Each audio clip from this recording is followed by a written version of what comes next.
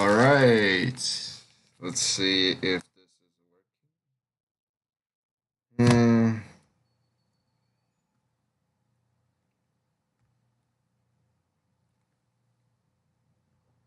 I see that it's should be streaming. Okay, yeah. I think I see it. All right. Yep, I see it. Good. Mm. I can hear myself.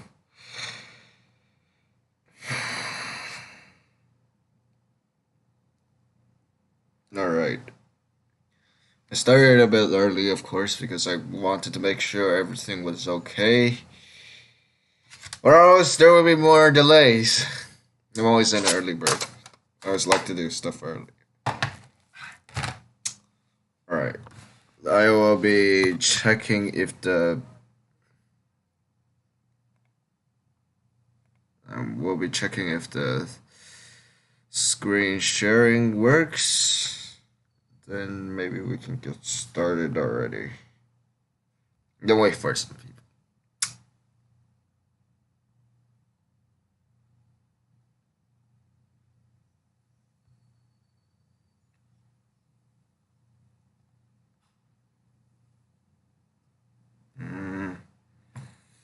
Got my monitor set up.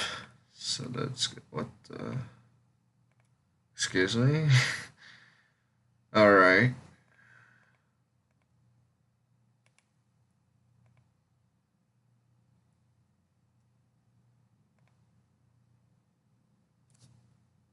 Wait, it's the thing is not like. Alright. I mean, my monitor is not working right now. Wow. But nice to have it on. Alright, let's go to YouTube for the. So, today we have two parts for this video, this live stream. Since I have returned after an entire month of break, because I've been very busy, and I will unfortunately not be able to upload on the. Can I stop screen sharing for a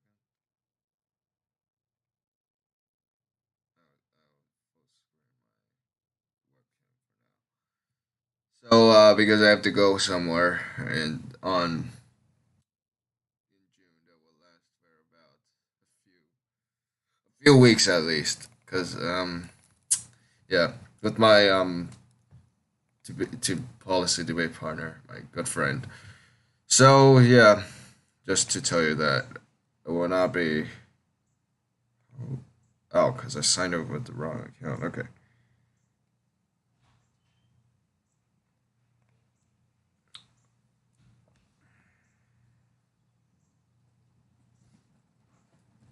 Okay, I got flat open now.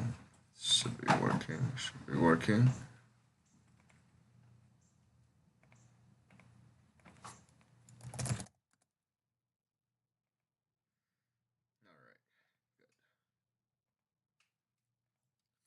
See, I'm gonna open that. I asked where those questions were like so long ago, so I gotta go back a ton of these community posts. Oh, here we go. There it is. Got a few questions. Yo, originally I was gonna do a entire video. It was just gonna be a video version only, but now I just was like, why not turn this into a live stream for this special? After coming back. All right, let's see. I'm gonna reset the webcam. Now I can start screen sharing. Okay, so hopefully now it works. I'm gonna be checking the. Yeah, by the way, I will be telling this a bit more again. For those who have just come, who have just arrived, that you guys can put questions in the live chat. I will be watching them. my my mom just put it in some like this. Okay. All right. Oh, wait a minute. Why isn't this? Why isn't this? You can't see the. Okay, there we go. All right, let's review these questions, and then yeah, put questions in the live chat. All right, let's begin with I guess this one, the from bottom to top. Are you Canadian? All right. I'm not Canadian. All right. I'm American. I'm from New York, Flushing, New York, and also Holbrook, and also Liberty. I live in a few places. Yeah. So there, I. So yeah, that answers the question. It's not. I'm not Canadian. All right, let's move on to the next one. Let's say goodbye to the same guy, same person. Ellie. Is Joshua Jinchi Chen your real name? That is my full name. Yes, both middle name. Jinchi is my middle name. It's also my Chinese first name. And funny story, there are tons of people who keep calling my middle name wrong. You know what I mean? They keep saying it as Jinki, and it sounds so bad. Oh gosh, it's Chi, so it sounds like CHI in English.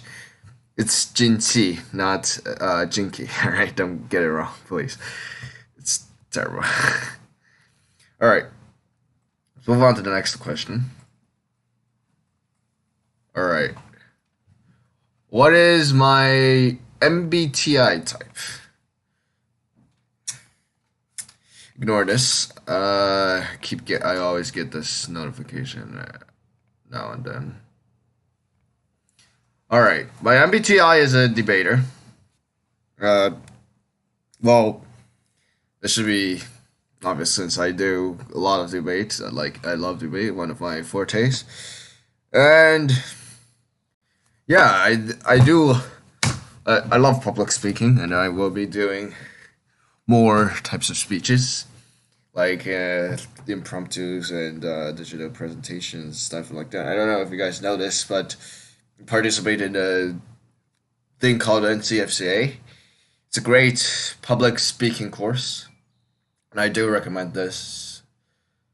It's from for ages from 13 to 19, I think. So right now I'm 15, so I just turned 15 2 months ago. So and yeah. Anyways, I have two more questions from the same person. I cannot pronounce that, but with my best of my ability, it should be Katie, I think. Maybe, I don't know. When will we be receiving a recording of Islamé? Your recommended also not a recording sorry, I can't talk anymore. Was exquisite, and I am partial to your interpretations of artists' repertoire. Islamé. Yeah, I've tried to tackle that one, but I never succeeded in actually finishing it because I forgot when I started it. It was like I started it and then later I lost time because of course, I'm a junior. I'm already turned forward, turned to I'm in high school now. So yeah, I have a ton of homework, and even though it's the summer, I still have a ton of work. So, oh yeah, by the way, Happy Memorial Day. That's why I could upload today. It's Monday. Usually, I'm not allowed to upload on weekdays, but this is an exception because it's a holiday. And if for a recording of the Islamé, maybe when I have time, like sometime when I have time, because I can do it now. Can't really do it now. All right, and the last question. I was also pondering about your recent photos that you have been uploading, such as the on this post. This, okay, and would be grateful if you could share your wisdom on how to create such captivating photography. Well, okay, this isn't really that easy because I mean not really that hard, but it is like it is pretty difficult to be honest. And yeah, by the way, if you're wondering, this is one of my main profile pictures. It's one of my favorite pictures. I have like ton, a ton of my pictures, such as let's see, let's go to my channel because there are a ton of them. Like the ones from the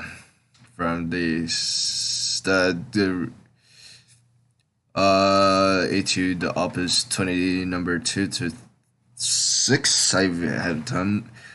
I just put a picture for as the thumbnail. And you might be wondering why I didn't do one for opus 20 number 1, because decided since it was a prelude, I guess it doesn't have the this sounds so bad, but it sounds like it just doesn't have the liberty to do so. I don't think it should have one. Anyways, but yeah, that's what that. But besides that, I have thumbnails, special thumbnails for these, and yeah, it is this technique to do this is pretty. It's not easy, all right. It's not easy at all, and it requires a lot of experimentation. Though to create one of these, it takes me like 3 minutes because I'm already pretty used to this. And yeah, and how I got this thing, it's really funny. I just like take random pictures, you know what I mean? Like I love taking pictures. I love taking random pictures, and some people just call me narcissistic because I take a lot of pictures of myself. I don't care. I don't care. I don't care. I want to be narcissistic. I can be narcissistic. You have the freedom to choose your characteristics, you know. Anyways, so I took a lot of pictures, and then I was like making it more ugly. You know what I mean? Just in a very ugly sense. And I used to draw on each of the pictures, like make it the shading a bit darker, the draw. Then I lost that ability for some reason. I don't know where that went. And then the software is very simple. It's just photos on either iPad or phone. It's just photos. It's not some very complex, convoluted software. Just photos. And yeah, and then when I started making pictures ugly, then I thought, can't we just change the lighting to make it better instead of ugly? So yeah, I believe this one was the first one I did. There's a ton of them. A ton of the others I did.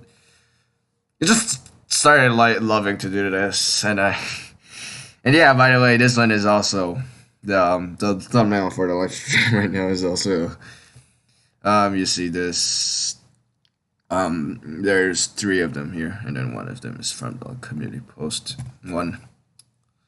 And also, yeah. Anyways, by the way, and just put questions in the live chat if you have them.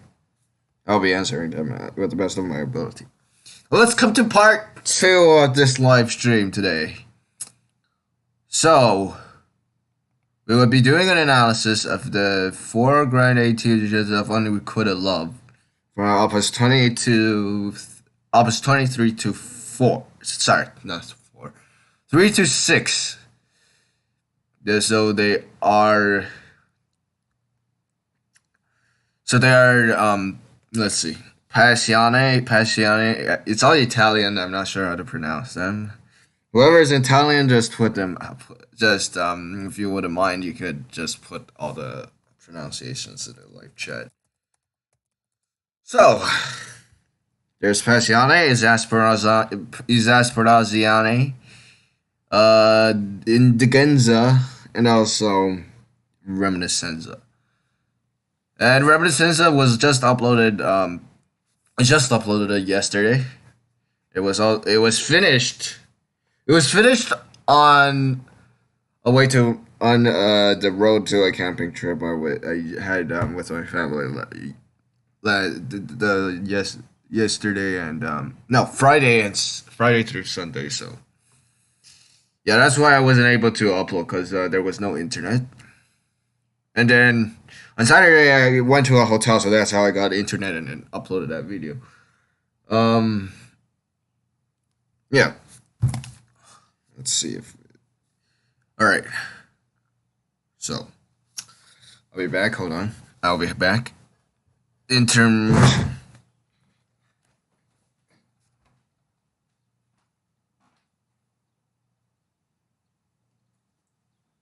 Yeah, only lasted a few seconds. All right, just.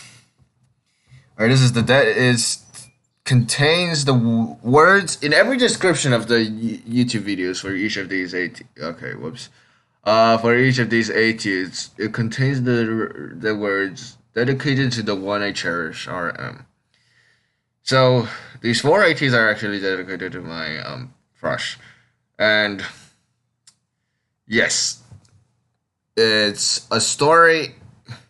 It basically tells the story of unrequitted love, because of course I've been suffering through a ton of that throughout these years, from 2019 to now, 2023. And yeah, it's been a very sad time.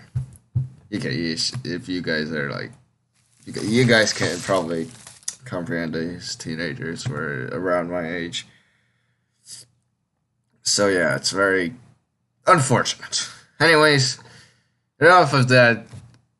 We will be going through these four etudes and then doing a little analysis on each one, and then I will be telling you.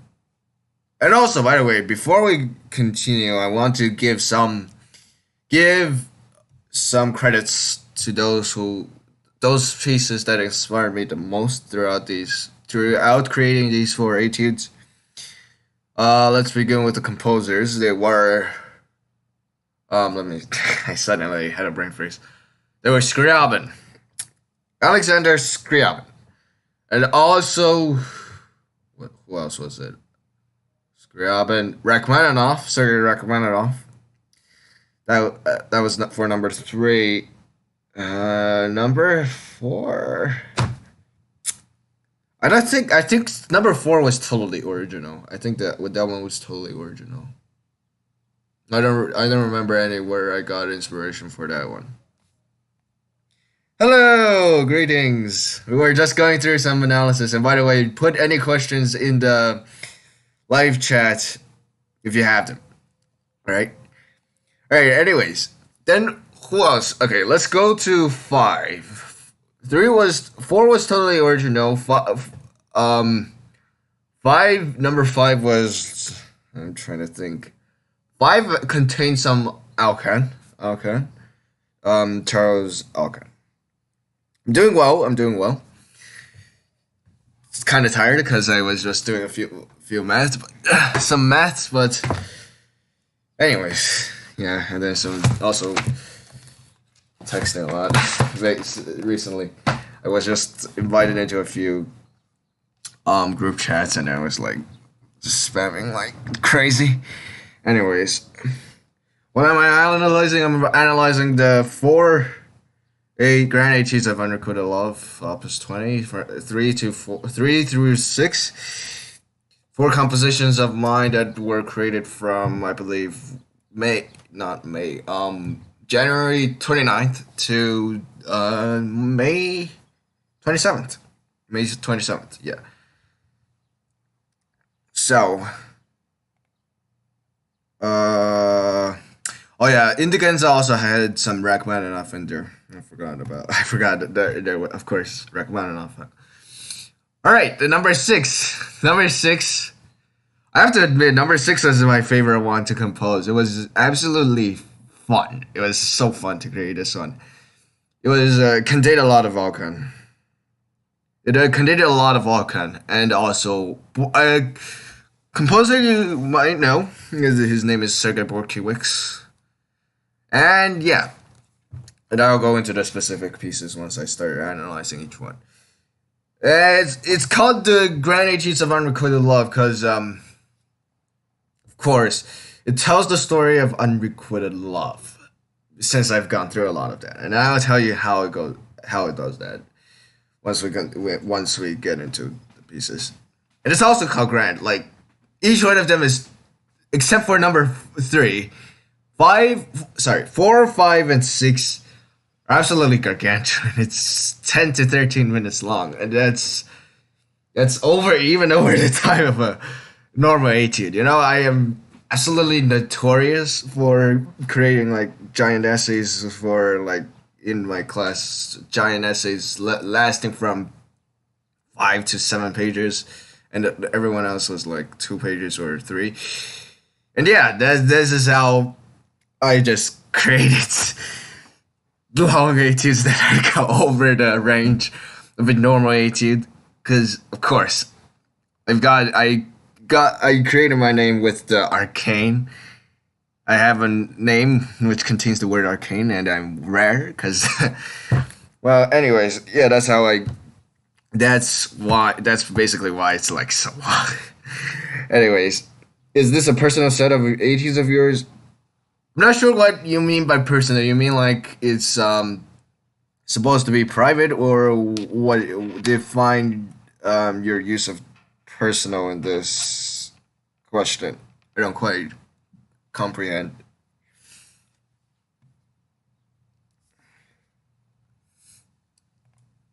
Meanwhile, I'll be downloading the score for.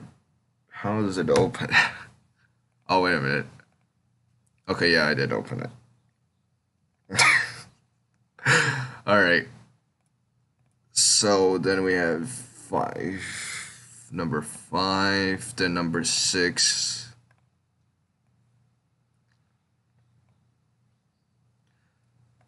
All right. I'll be downloading the score for this. And also this one.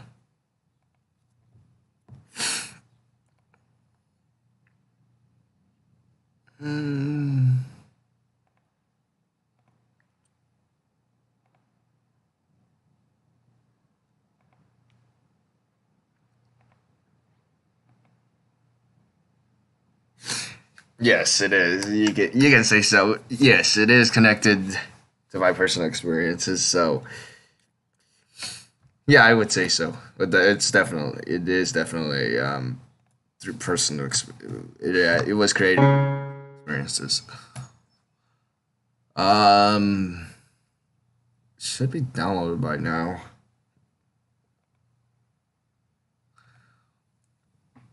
Okay, my Google just froze. Okay, there we go. All right, let's get rid of the keyboard, which is blocking the way. All right, so okay, let's begin with number 3, the shortest of all 4 of these. You can say this is a kind of a prelude to the 4 grand etudes of unrequitted law. And okay, in what way is it? Well, just if you guys remember the Grand Fantasy Opus 17, it was also basically dedicated. It was basically also personal experiences. So just saying how that my love was unrequited, and this is also basically kind of it is also basically inspired through the same experience, but just it's also dedicated. It's to a different person. You know what I mean? That's the difference between these two inspirations. And yeah, the experience is basically just that. So if you, yeah, that's what. All right. Let's see here. All right. So the third etude, Passione. Is it Passione or Passione? I'm not sure. All right. So this one it had throughout the main theme. It's a all 4 of these etudes are ABA. ABA. With the exception of number four. I mean the fourth one. Not number four. Fourth one is the six. Numbers. Okay, hold on. I gotta mute my chat. It's get yeah, people are starting to text a lot now. Hold on. Oh my gosh, help me. Gotta mute that. Where is it?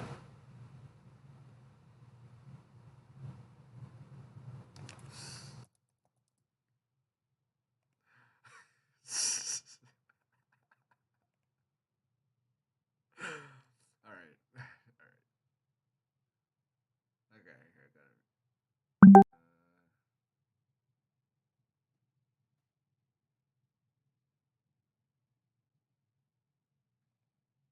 All right. I'm back. Let's see. Is it a scale from where we rank, where we were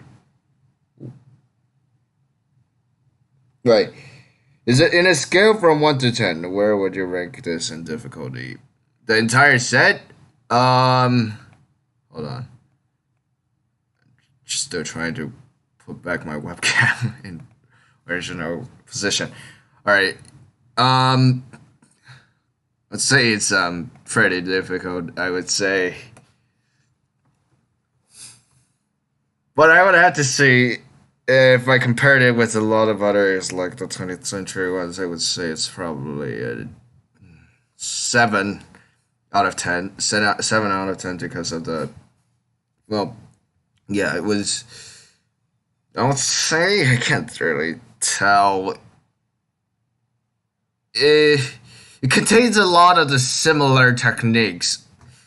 If you don't know, in my compositions, I always take techniques that look good and also sound good, and use it in my pieces. That's how I compose. But it's I mean, if you call that plagiarism, sure, but it's basically I didn't take the same melody. It's just the same technique. You know what I mean? So if you want to call that plagiarism, fine. But I do try my best to give the credits, it's like what I just did earlier. And then yes, from especially hard techniques like the Alcan Alcan concerto for solo piano, like it took a ton of the techniques from that concerto, from that piece, and then yeah, especially it was there was a lot in the fourth etude. You have a great smile, by the way. Oh, thanks, thank you so much. And yeah, all right, let's go back to number three. So number three is an ABA form, and it's A section is mostly inspired by Scriabin's Etude Eight, Opus 8, number 12.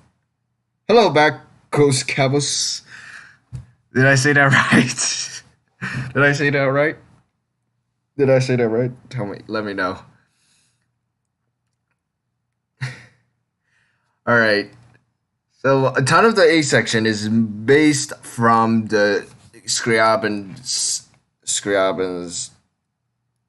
Opus 8, number 12. Yes, it is. These four are basically, you can, if in your words, log pieces. So let's look at the let's look at the sheet music if we can. Where I'm definitely not gonna go like I'm not gonna find the I'm not gonna let you listen to it because I don't have time. You guys can listen to it afterwards. Baka Casbos. Baka Casbos. Is that right? Baka Casbos. Okay. Did I get it right this time? Sorry about that.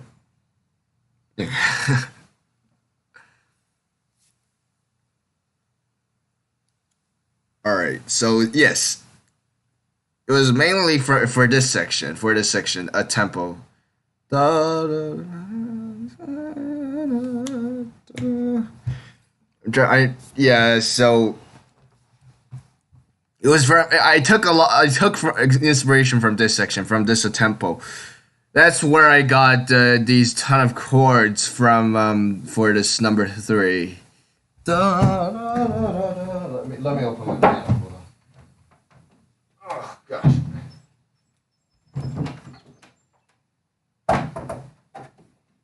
I haven't opened it yet because I just, yeah. Anyways, let's see. So I think I gotta close the monitor for a second. So yeah.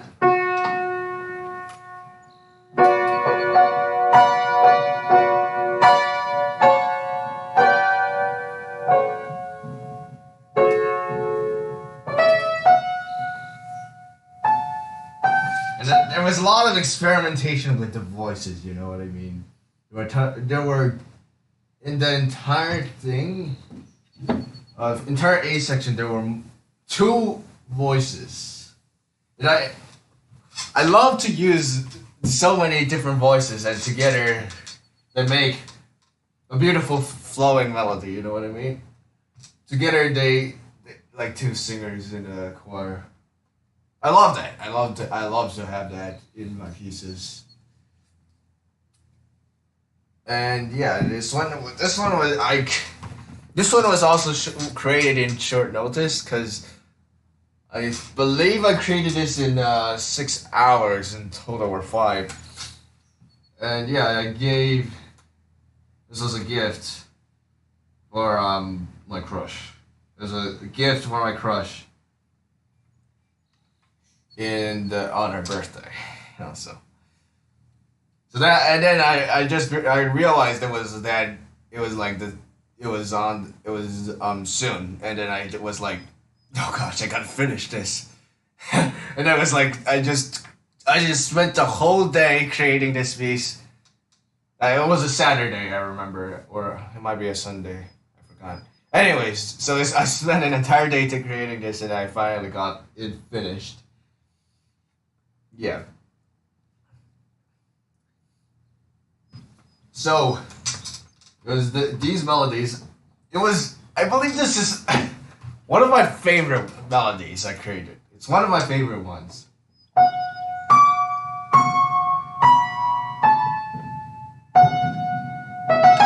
Sorry.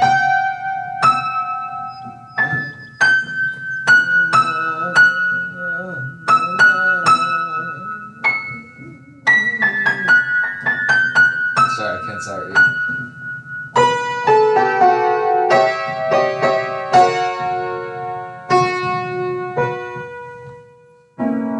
There's this part I.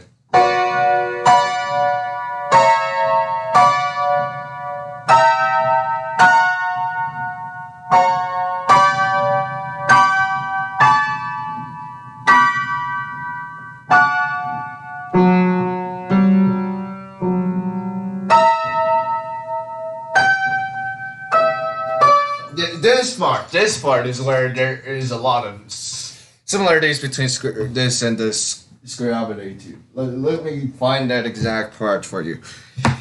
This is where a lot of inspiration from that piece came from. Let's see here. Waka. Wait. Sorry.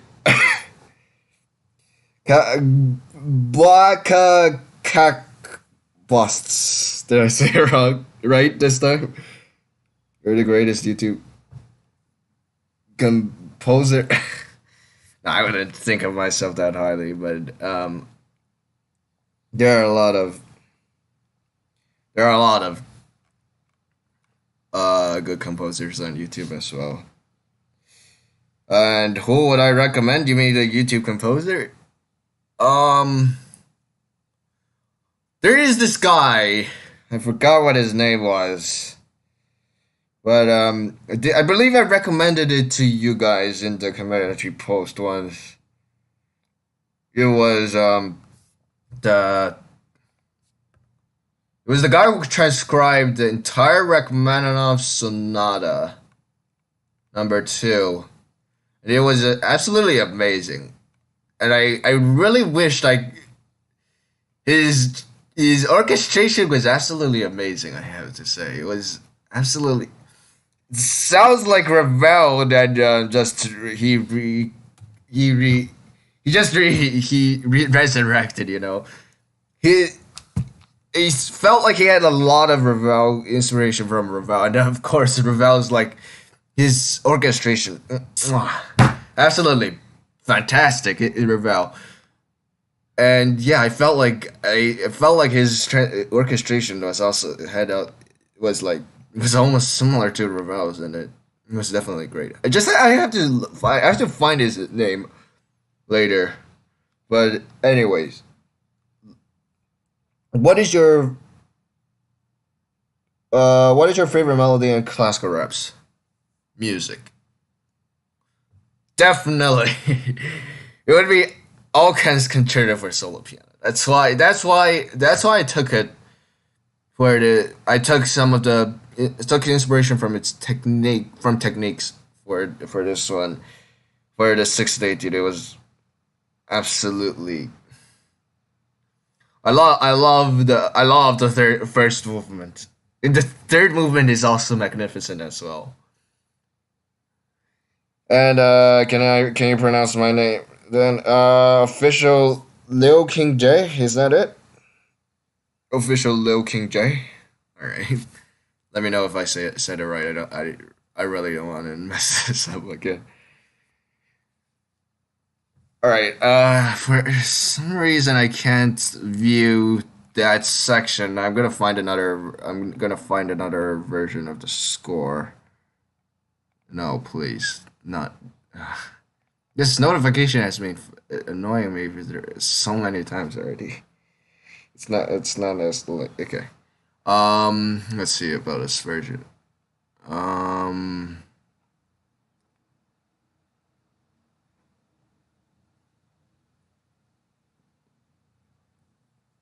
can't view it still. What the heck? That sucks.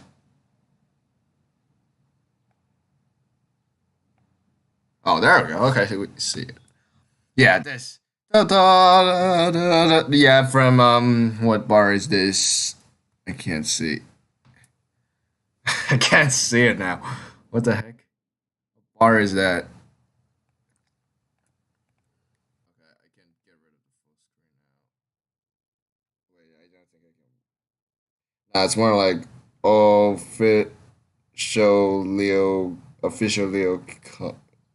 Con Conquer.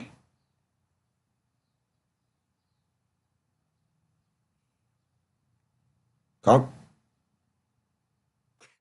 Sorry guys, I can't pronounce. So yeah, like words I don't recognize. I can't pronounce them well. So it's official Leo Conquer. Is that right? Anyways, yes, it's from here. I think I can do it. This one to be copy strike because this is a MIDI file. Hopefully, I don't get copy strike.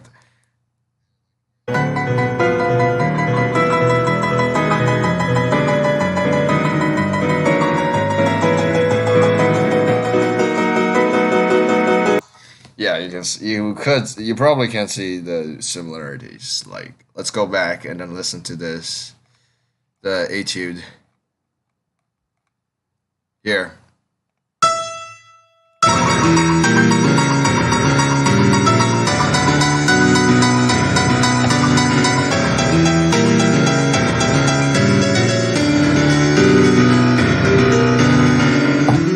Yeah, you can see the similarities, right? The technique is basically exactly the same, just the melody is different. And that's what I do. I love taking inspiration from techniques. And yeah, and then that's the A section. It's I believe it's I'm not sure exactly sure how to write this in form, but I think it's like A1, uh, then A2, A3, then it's the B section, which is the yeah. Originally, I was gonna do the. I was originally gonna put it like this, you know.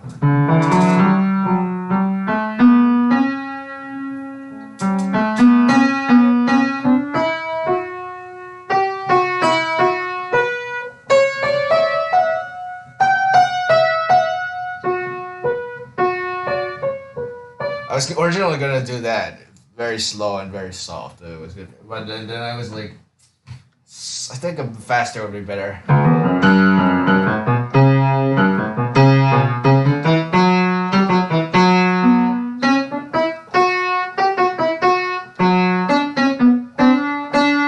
again, and then you have the second part.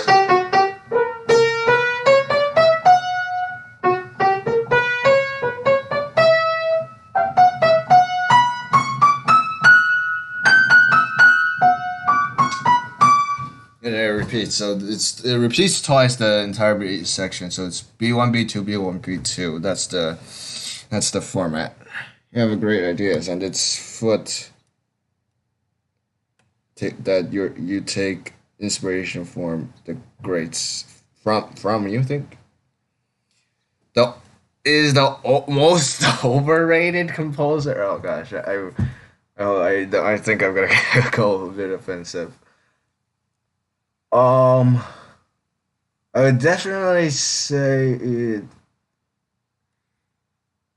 Um,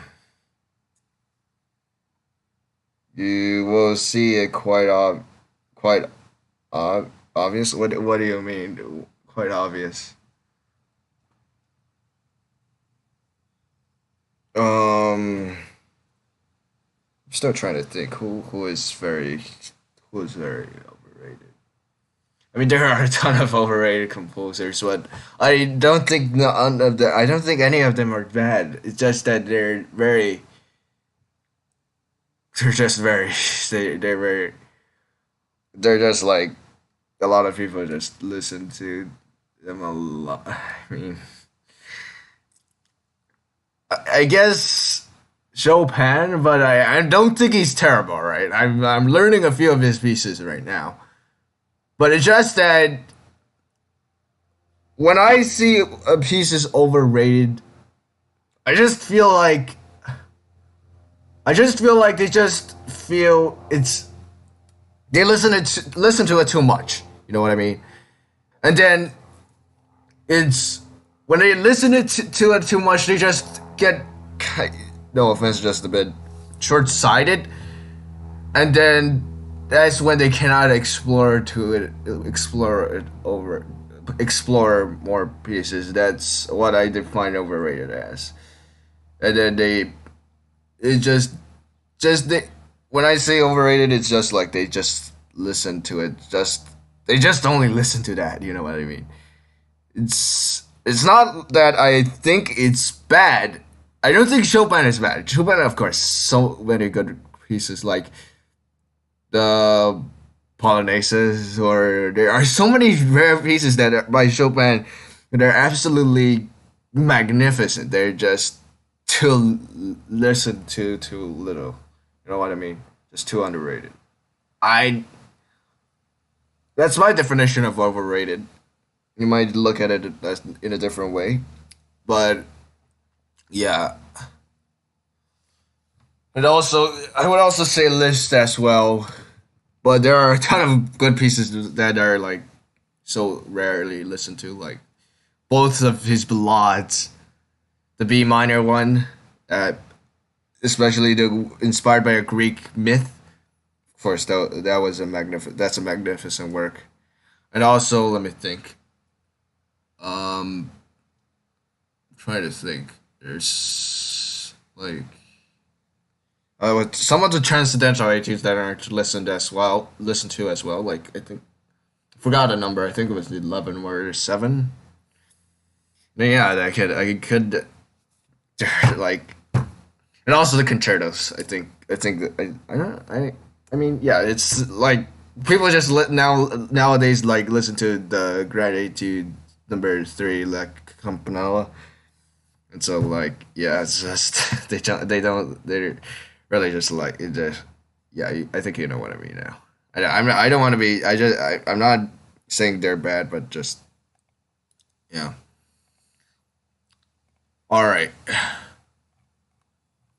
So there, and then it repeats twice with a little variation.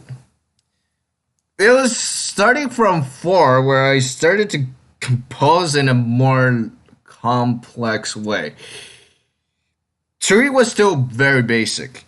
Three was still very basic. Basic. What was that? Three was still very basic. List is quite weird sometimes. Yeah, I would say so too. I would agree. Yeah, sometimes he creates some weird works, but still there are a ton of magnificent works by him. So yeah, then there's this a lot of the 11s.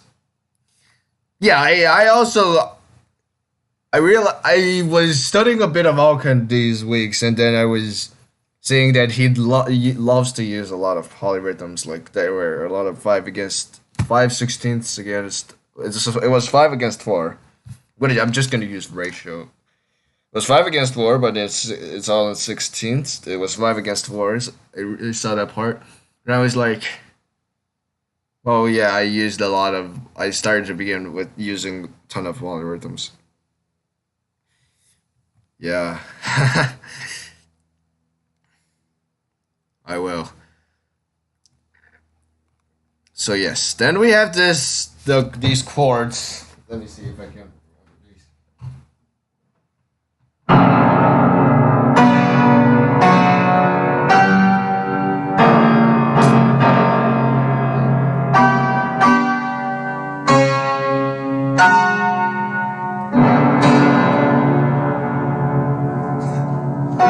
Wait, I'm trying to remember.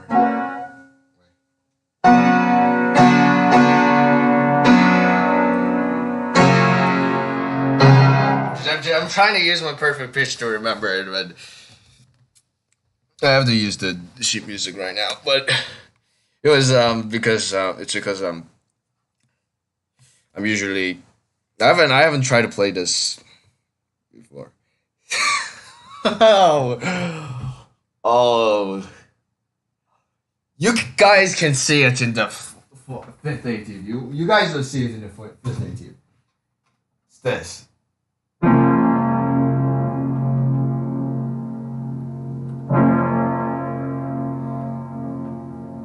It's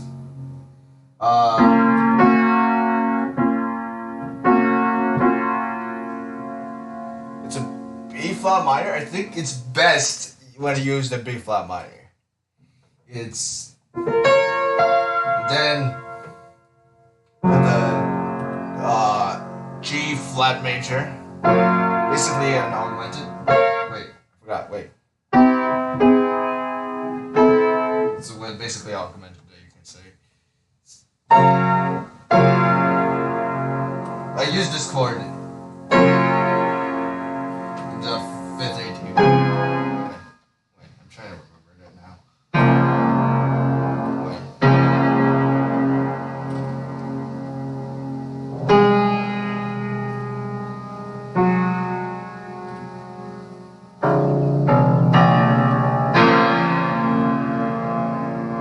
Yeah, that's how the fifth etude ends. And yeah, I love to use it whenever I can. It's absolutely amazing. No, it's B flat. It's a B flat minor, and that's a noteworthy chord. Thanks. We'll use it later for private businesses. Nice. I'm great. I hope that you can definitely use this chord really well. It's absolutely amazing. All right. The rest of the rest of the A section is basically the same, except I reversed the order. I actually repeated the A3 twice. So I changed it up a bit. So instead of A1, then the A3 going A2. Then I went to A2, A3, A2, then A3 again. Cause I just felt like A3 was too beautiful too, so I just repeated it twice. A3 was just too beautiful. It was,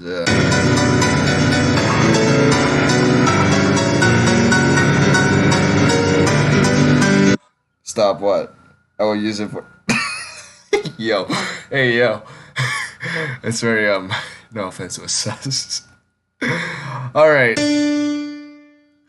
all right. Then we come to the last climatic section. The comedy just literally just said earlier. Okay. Anyways, this section I think it might no because this is but I already said it. So I used Rachmaninoff. Rachmaninoff Third Concerto.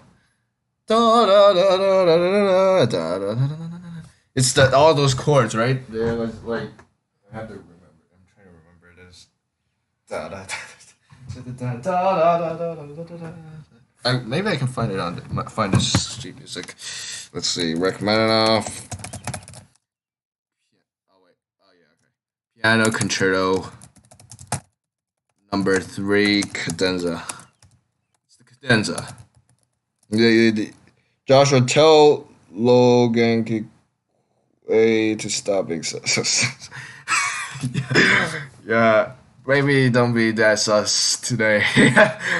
I mean,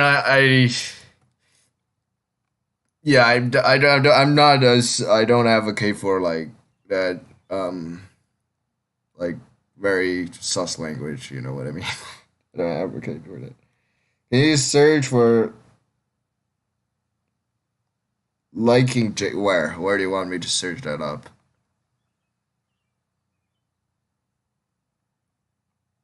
On YouTube? Yeah, I guess I can.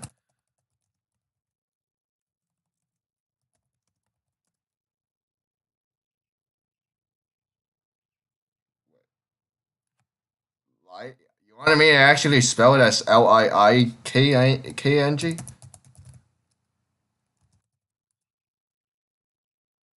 Wait, what? YouTube. Okay, sure. Uh,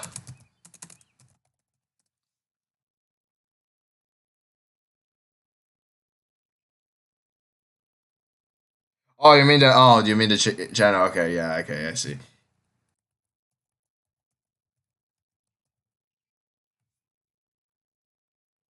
What? How do I have no internet? What? How? What? Okay, that doesn't make sense at all. All right, sure. But let me try to see it on my other device because right now I don't know what happened to my thing here.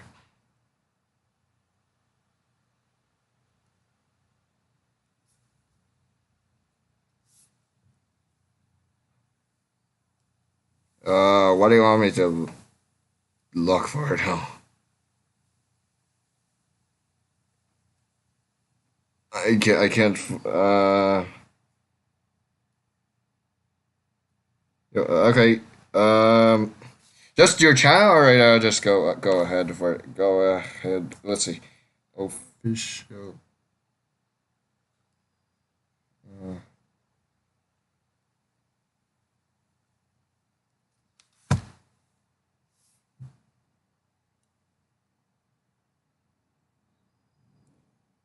okay.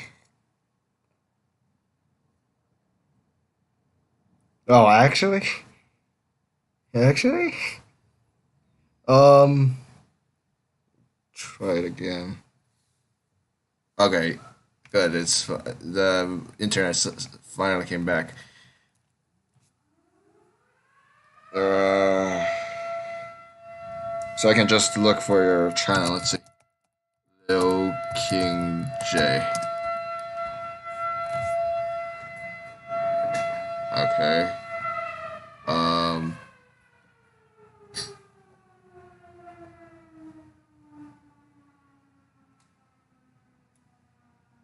This?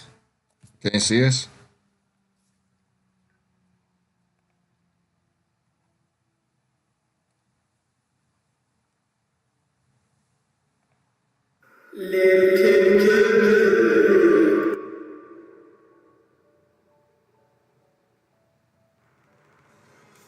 Or me?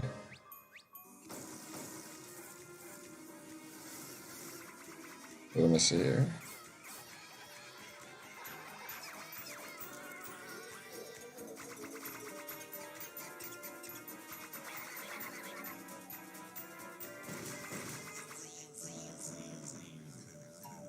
Is the sound? Wait, let me see. Let me see if I can raise this volume.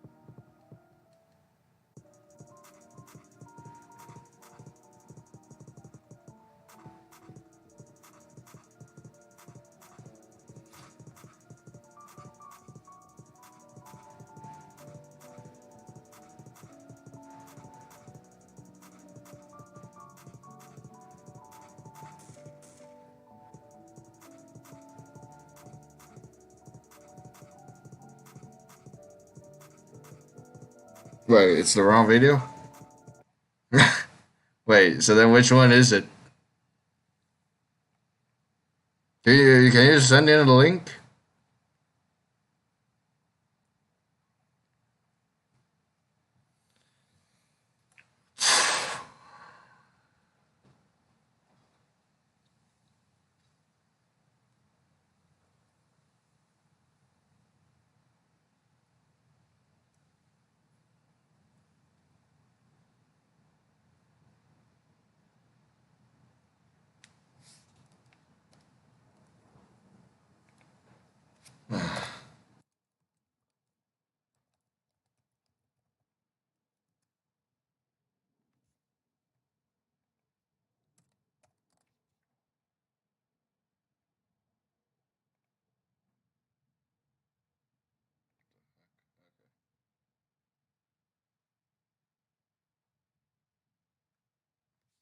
Yeah, put in a link so I can, because I can't find if that's the wrong one. I don't know, which one this is because I can only see this one.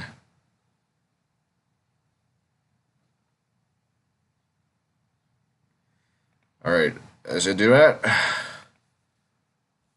guess I'll continue. All right, just put the link in the live chat and then I'll look into it. All right, okay. All right. So yeah, so we can see that. Oh, okay. All right. All right, sure. Let me know when right, it's out. All right. Okay. So we have this section, which is also contains the same. We can see some of the similarities between with the A2. I suddenly mixed up the numbers. A2. Continue with the analysis. So we can see A2 with this here.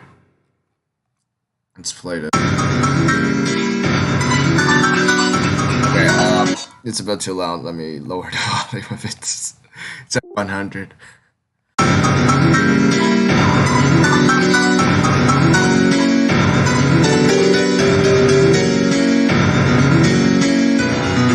Yeah, so we can see this in the climax. It's basically the same bass.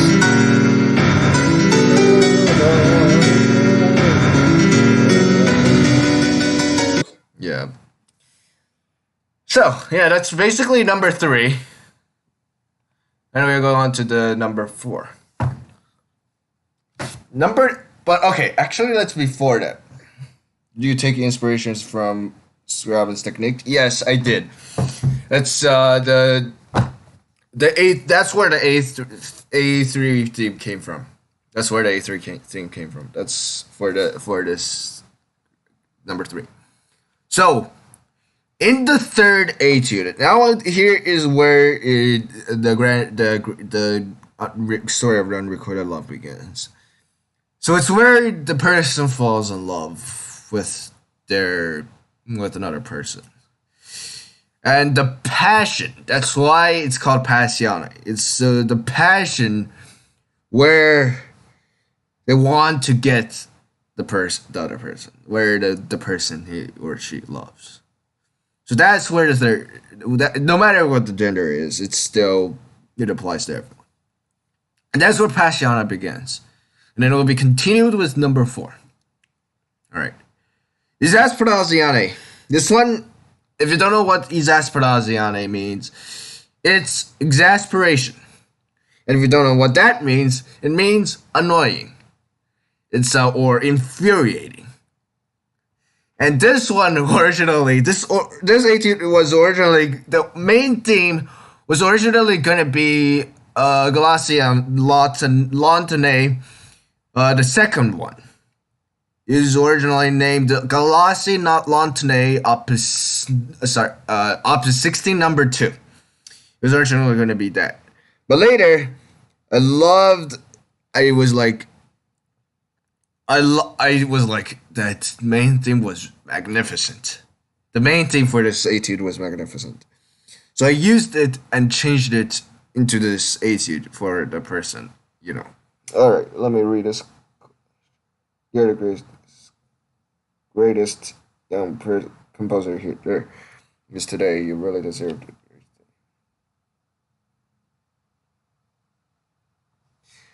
Thanks so much. I really appreciate it. My classmates, well, they do recognize me as a classical musician, and they do.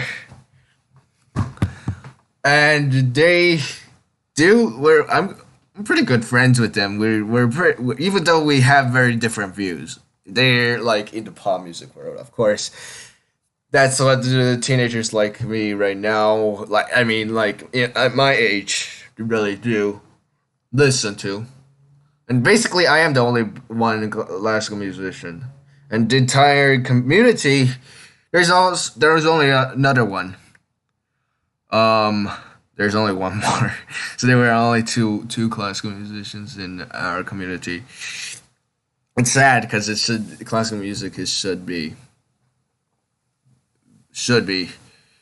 spread more, and that's what's the purpose of this channel is. And well, yes, I do. They recognize me in not mainly music, not just music, but also in other forms as well, as being an author and also a mathematician. In other words, if you never saw I believe it was one of the videos on April 2nd or 3rd. It was a video. It was a video I did math. I'm absolutely nuts with math. I love math. It's one of my fortes as well, including with writing. And they recognize me more on that than music, unfortunately. And yes, what my dream job is, I'm honestly not 100% sure right now. Composer would be a good option. Um, but no 100. I'm honestly not 100% sure. I would love to use music for as a job, but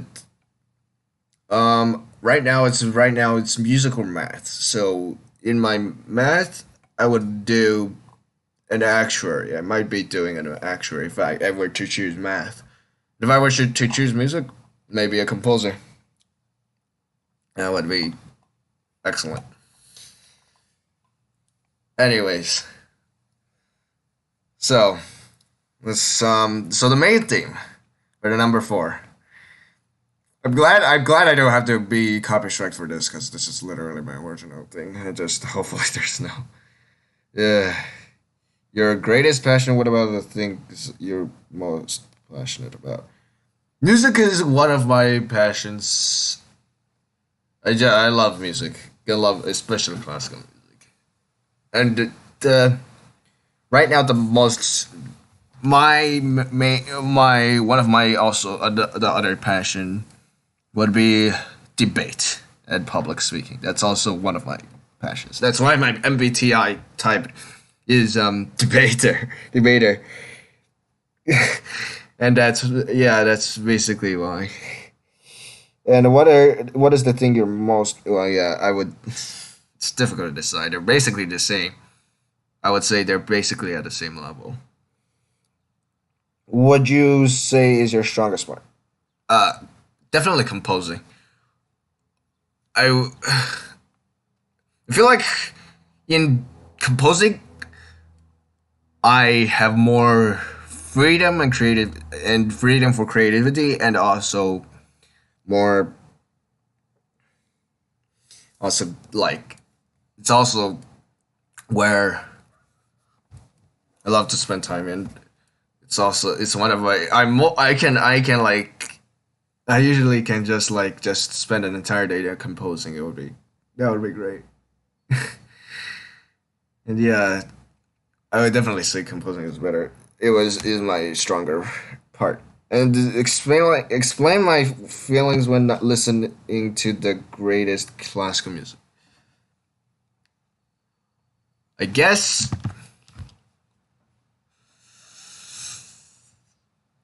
the feelings I would say it's where I get inspiration, and also a great a great learning experience, and also a great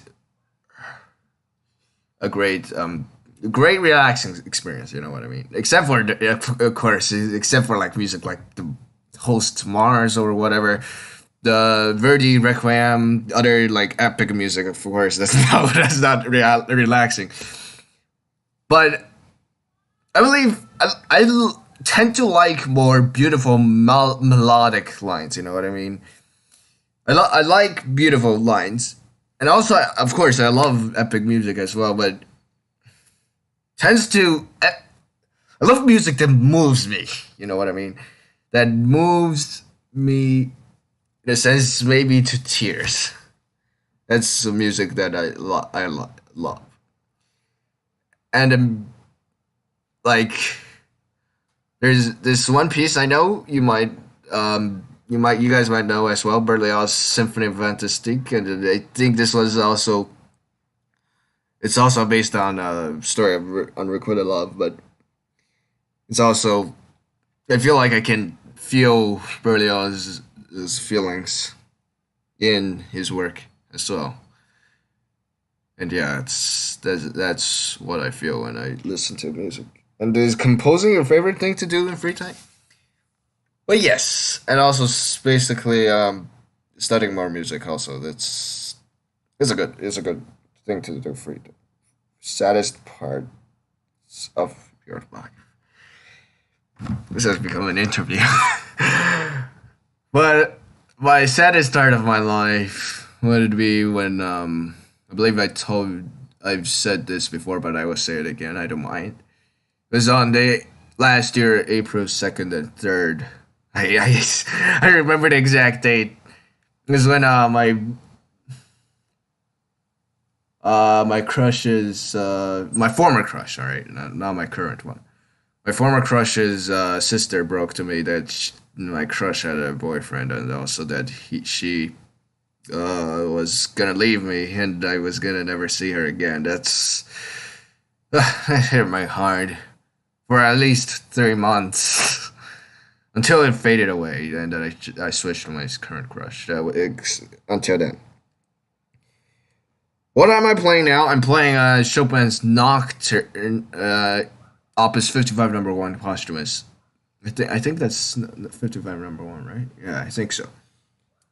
And also another piece. It's Mendelssohn Scherzo in E minor. I'm playing these two right now. And also, of course, the piece that inspired me the most throughout these four etudes, Alca's Concerto for solo piano, of course. These three, I'm working on these three right now. All right, put in more questions you like on the in the chat. What did you do when you were heartbroken? That was when I started creating the sorry, not the piano concerto, the violin concerto in F sharp minor. I think, right? Yes. That was when I started creating that concerto. This, if you guys I know I've got a skip that ad, but I'm not gonna play that ad. So I hate ads. I hate ads so bad. All right. Anyways, back to the main topic. Let me see the date. It was October. Well, yes. It was a very sad situation for me. And then throughout the entire time, I started beginning to compose the violin concerto in F sharp minor to express my feelings, as my mother has recommended me to do. And yes, and it's also another story to express the unrequited love. There are a ton of these pieces I created that express this. So yes, I'm an interesting person. Thanks. Is that your favorite piece? If not, what is the all-time favorite piece you composed? Okay, I have two choices, but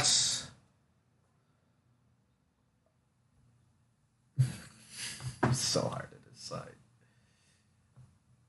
It's definitely number six. It's definitely totally number six, the one I just created a few weeks. Yeah, just not a few weeks. I just finished it 2 days ago. That's my favorite piece, because of the melody, because it's inspired by one of my favorite pieces. Besides the Alkan Concerto for solo piano, there's one more. It's the Bortkiewicz Piano Concerto number 1. Absolutely magnificent piece. I love it. It's so beautiful and epic. I love that concerto. Yeah, I know. I was saying that a few minutes ago. You seem to love people. How many crushes? Oh gosh, I've had four. I've had four. A ton of them already, and only two of them I seriously have liked.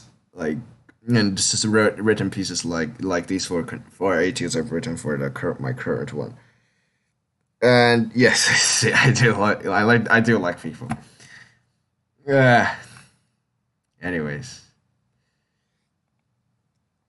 this is the.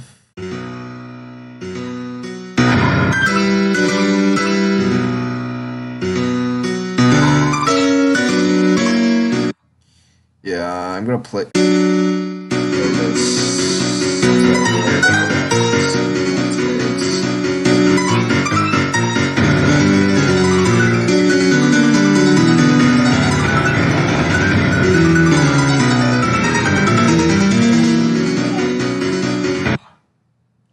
Hold on. What?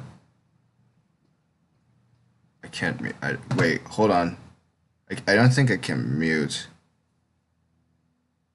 What? I can't.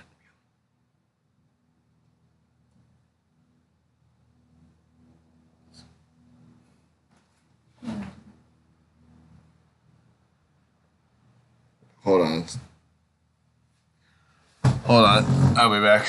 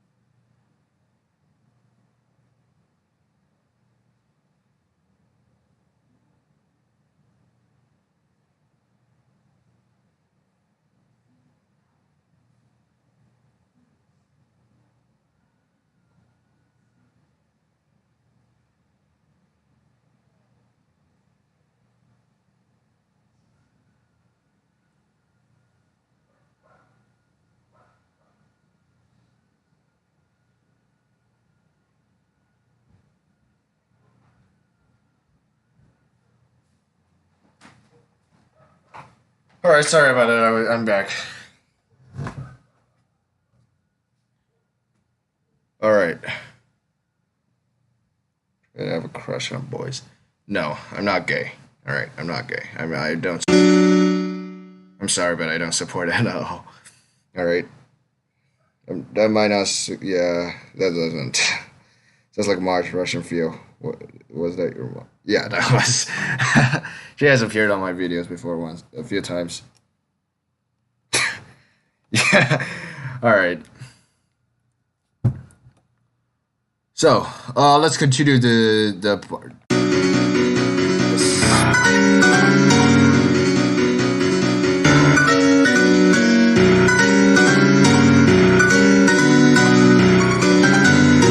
Yeah. So from this part, I stopped here. This was where the original Glass Lanterne was, and yes, this is where. And then I didn't. Afterwards, I switched to this into an etude, and then continued the rest. And it was like it's one of my favorite themes. It's a great theme. It's one of my favorite. It's one of my favorites I created, and also this one.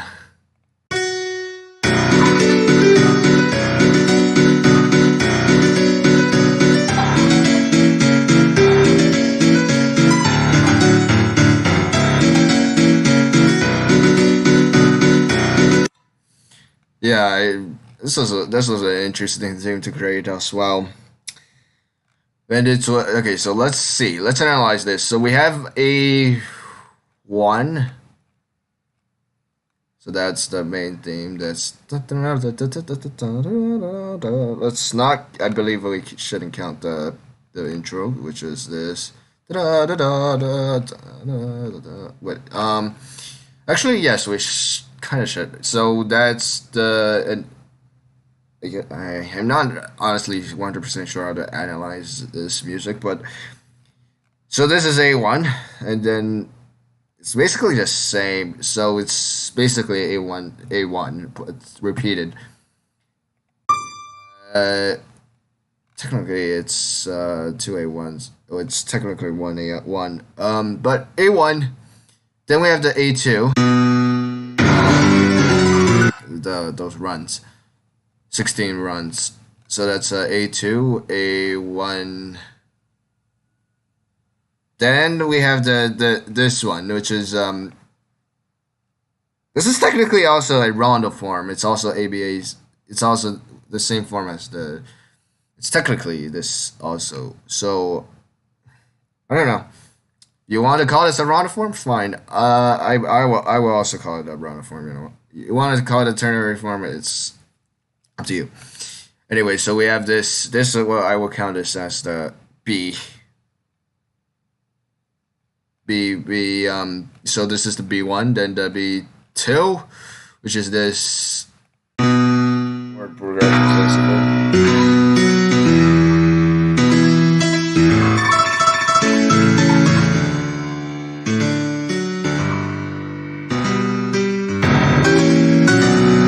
You can see I used this pattern, this the from the beginning. I used this pattern and then I used it for the B2 section. I just it appealed to me, you know what I mean? It appealed this theme appealed to me. This pattern. So I used it again in the B2. I believe this one was totally original. I didn't take any technique from for this one. This was like I don't know. I don't know. I usually take a lot of inspiration, and this one it appears I don't think I ever. Well, okay, it's technically also some inspiration. I can see inspiration from Scherzo Number 2 by Chopin. It's the. I don't remember because this theme was created a long time ago. I don't remember where the inspiration for the first. It's technically also okay. Now I can see it was the more pretty suite.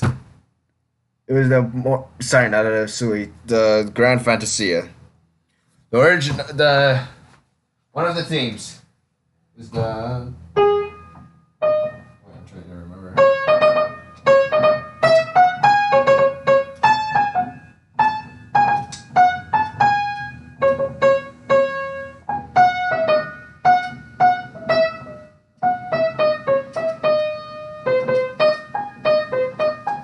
It was that theme, and then I took some of the patterns for this one as well. So it's technically still original because it's still my piece. It's still my piece. All right, so that was then we have returned to the A section, which is the we. Whoops, I accidentally added an A in there. All right, so the A section. Again, we have A1, A2, A1. Then we go to the C section, which this is where I began complex. This is the first piece. This is basically I think the first piece. Now, the first piece was the violin concerto. Third movement of the violin concerto, where I transposed from G sharp to C sharp. In this case, it was at B minor to F sharp minor. So like, since I use this. So I was like, so I basically, yeah, that's it. So I just, so I was started from B minor, and then I went down to F sharp minor. So I changed the B minor to the, I forgot what it's called. I forgot those chords names. I'm not 100%. I'm not a expert on music theory. I just learned by what I listened to. So it's these themes. This is where it got interesting. This is where it's got the name Misas Pronunciane. And why can't I scroll down anymore? Let's change the format. Why can't I keep? Okay, there we go.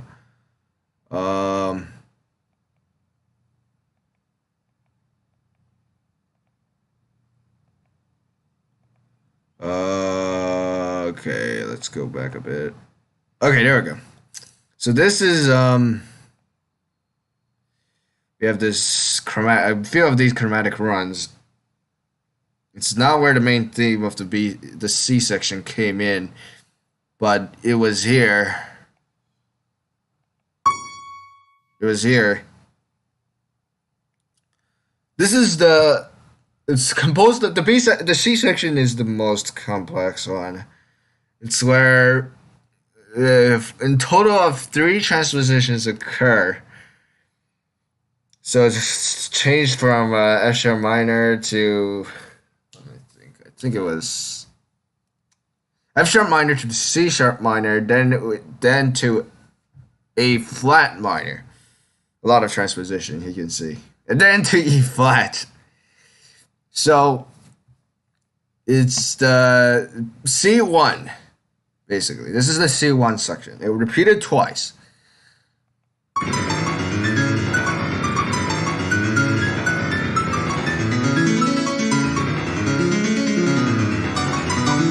And each one, it gets more harder. It gets harder.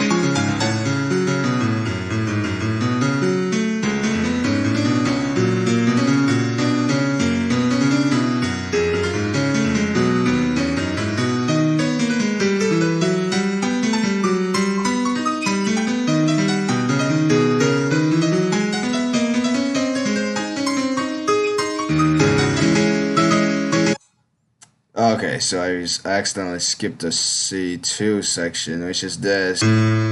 Transposition process occurs.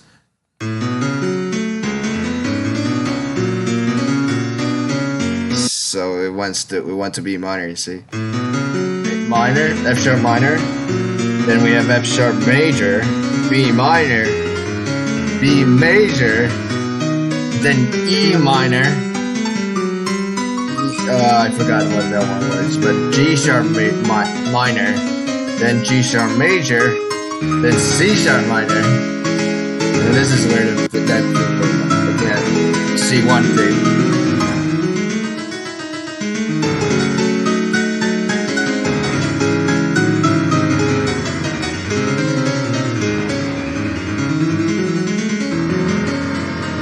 Then it's this theme again. Transposition process again. Follows the same pattern, just in a different key. C sharp major, F sharp minor, F sharp major, then B minor, B major. Oh wait, but okay. Anyways, bro, I lost the track. Then the A flat minor. This is the repeat. It repeats one more time to C2. C2 repeats one more time.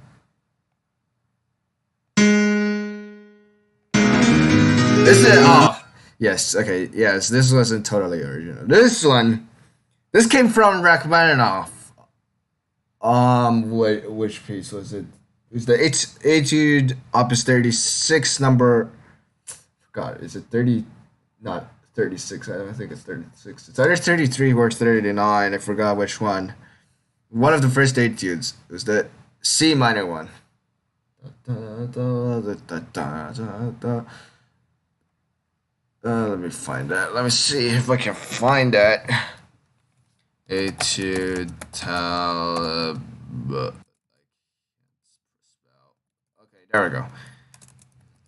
I can't spell in a different language that well, but it's opus third number one. Is it C minor? Yeah, it is. Here, find it first. Where's the sheet music? Okay, there we go. Yes, you can see this. You can see some of the patterns where I used it for the etude. I used it for this, so.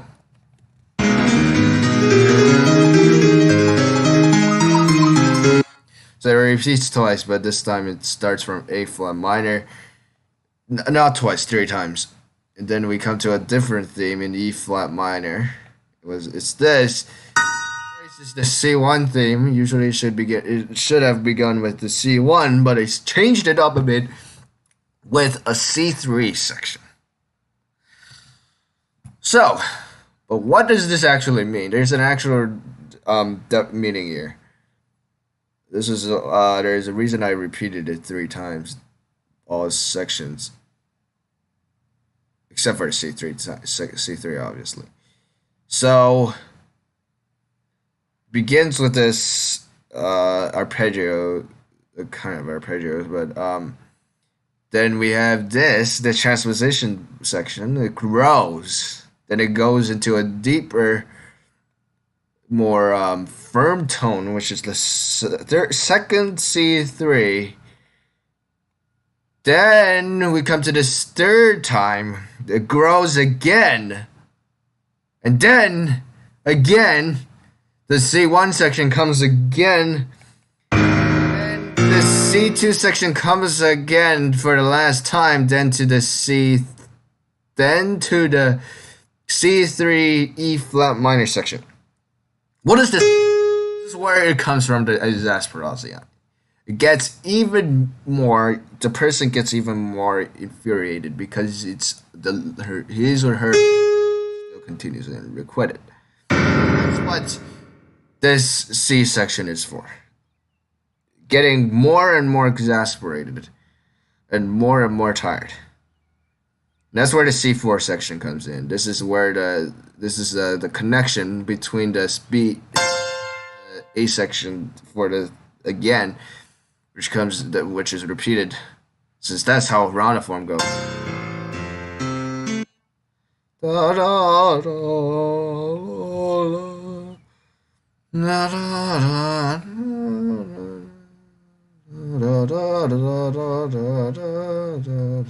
You know what? I should have changed this key signature earlier. Oh well, doesn't matter now. Doesn't matter really. Anyways, so then we come to this. I actually had fun with this one. This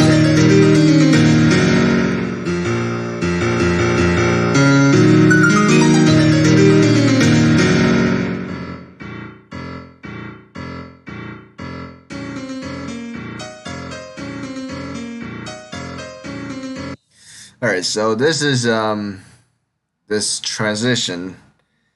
This is, I will count this as A section, so you can count it as A3. Alright, new thing from the A section.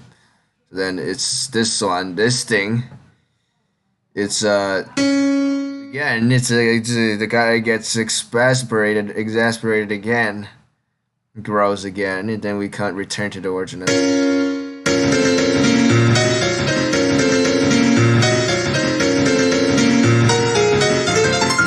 Returns to the original thing.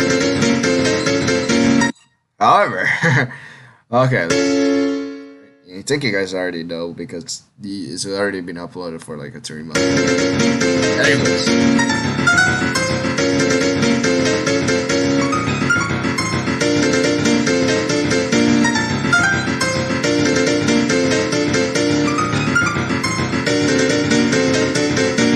Transposes. Different, right? So it transposes. This is in the process where it returns to the B minor because it was in B flat minor earlier. So it returns to the B. It returns to B minor. Complex. This is where I started to begin to create pieces that are more complex.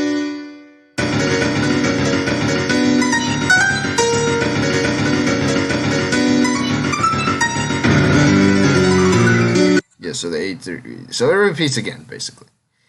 This one was really hard to put in. This one, the rhythm was, of course, the rhythm for one is very complex. And then this is okay. Yes, this is also inspired. Okay, I realized this wasn't original, right? So this one was inspired by the Grande Etude Liszt concert Etude number 3 on Suspiro. I played that piece before, so I used it on this piece. So it was the. Let me see if I can remember that.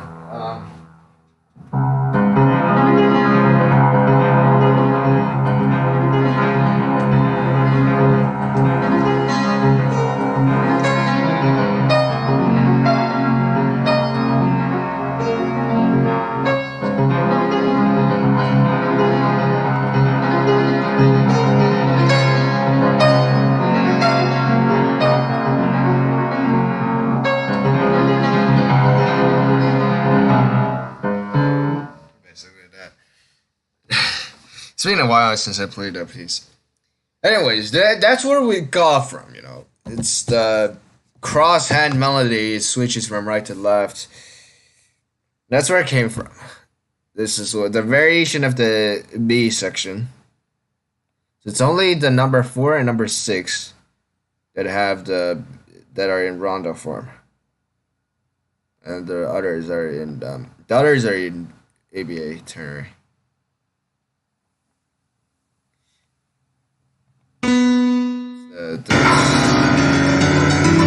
This also this because I love the wait a minute, it just froze. I love the Passione. Excuse me, I just burped. I burped again. Okay. So this is where I got it, but it came from the Passione section again. It was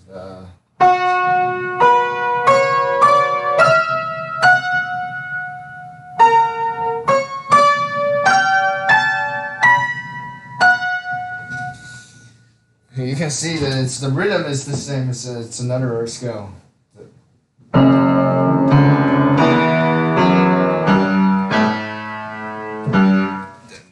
was the other one?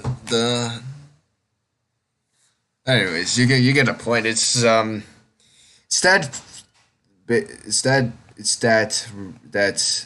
motive again, which repeats a few times. Anyways, then we come to this, but it's in B minor. Last time it was in B flat. So, transition.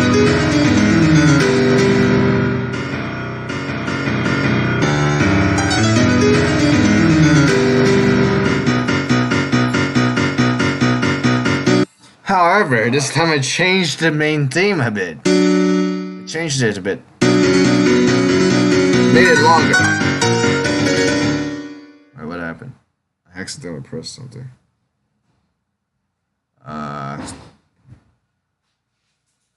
Okay. Hold on. What the heck? Just froze. Wait, what? Where did this come from? Okay, there we go. Let's see. So it changes a bit, alright?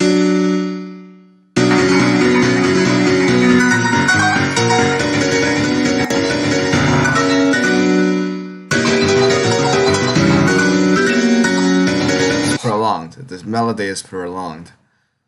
And then the C3, sorry, not a C2. I was used to saying C2.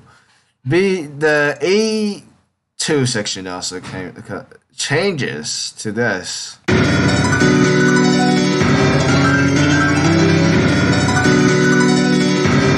So I changed it.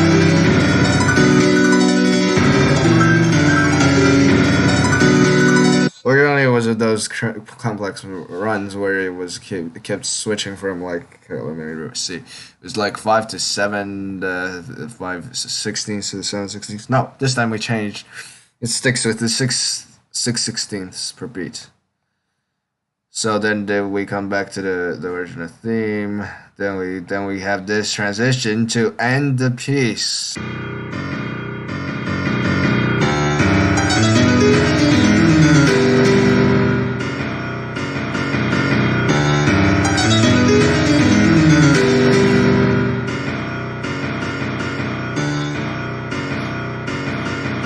Then comes the introduction again.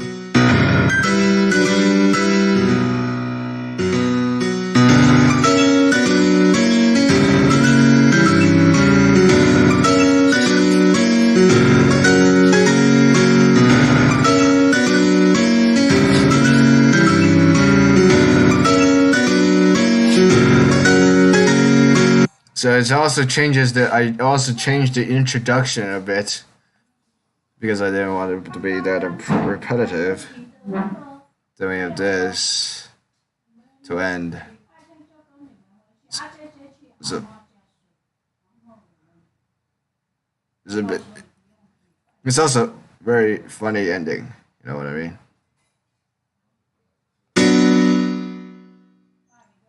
So it ended in a very funny way. I was experimenting with this ending.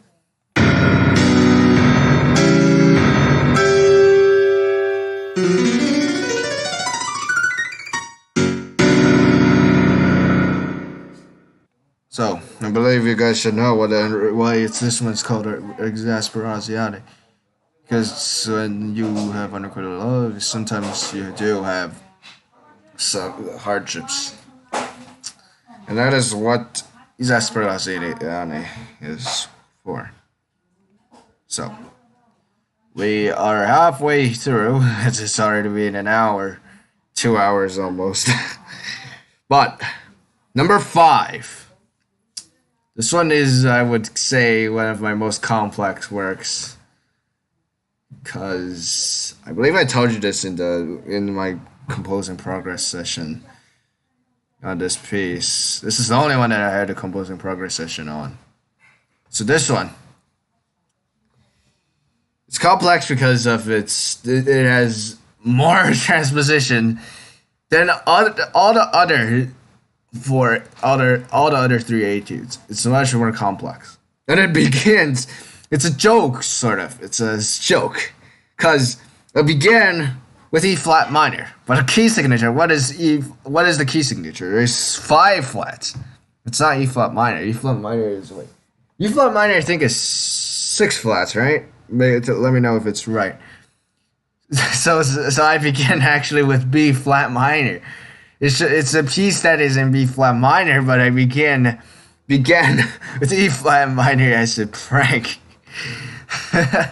So it was where it was fun to create, and then it turns to B flat until the second theme of the section, where it turns to the B flat minor, the actual theme, the actual key signature. It's it's a joke. A little prank for you guys.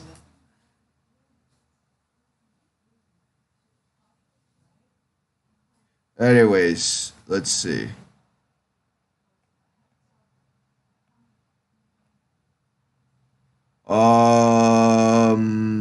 Yeah, so there are basically 3 themes in total here.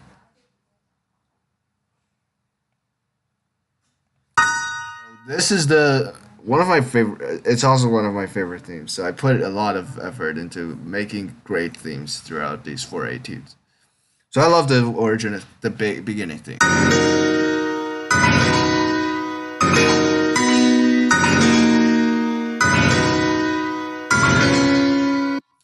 It's basically for a melancholic sense. It's this chord. It's when it transitions from A flat and this. So.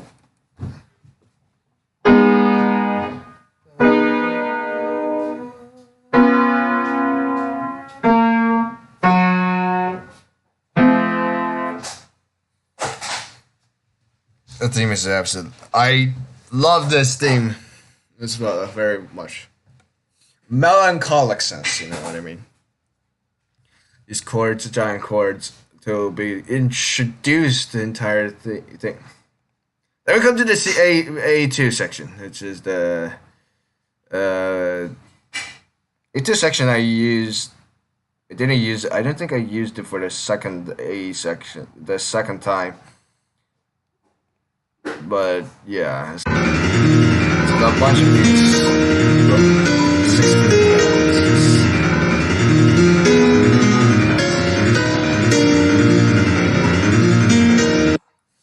So yeah, but I honestly, this one, I'm not really a big fan of what I did for the A2 first time. Experimented with it. Then I did this. It was because I believe my themes have become repetitive and similar, so I decided to change it up a bit with that. But I changed it in the second time it returns. That's that A2 section. This.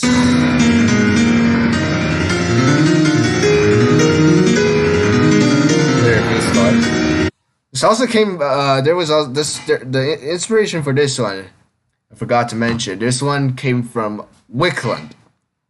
Adolf Wickland, a Swedish composer. You guys should definitely listen to his works. It's absolutely magnificent. It's absolutely magnificent. His works, especially his two piano concertos. For this one, I used the first piano concerto, the one in E minor. The thing was this.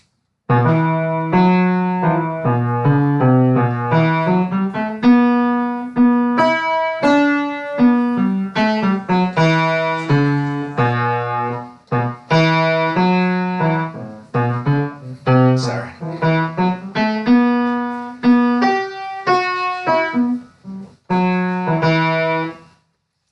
Yeah, so that, but of course I didn't take it from the theme. However, I did take the runs, the arpeggio runs that were used to accompany it. So like here, this is from the format of this was inspired by Wickland. Well, let me look up Wickland to show you how this was actually inspired. Right, this piano concerto number 1. Sheet music though.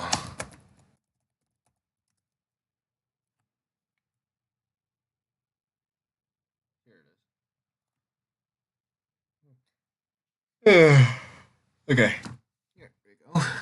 So yes, this accompaniment for this main theme for the Wickland piano concerto was so taken for it was kind of taken for the technique was taken for the piece, and it was here. This is where I basically, it's not exactly the same, of course it's not, but I did take this idea where it was like arpeggios, right? So I took the arpeggios where it was arpeggiated. So it switched from low to high. You know what I mean? It was on a. It was. Yeah. So the piano was playing all those arpeggios in the Rio Concerto in the beginning, and also in the. Also after the when it repeats, but the orchestra plays the main theme. However, of course, this is not a piano concerto, so I couldn't have another instrument play the orchestra. So when I repeated the theme, I did this, where the right hand plays the arpeggios. So I switched hands. So that's how I. So yeah, I took basically that idea, and then I also for this. This was also from this. Yeah, I had this one was kind of this was that motive from this concerto. Let's see. Let me see if I can find it. Da, da, da, da, da, da. I can't see. Da, da, da, da, da, da, da. Bro, I'm trying to find it. I can't find it. Okay, there we go. There we go.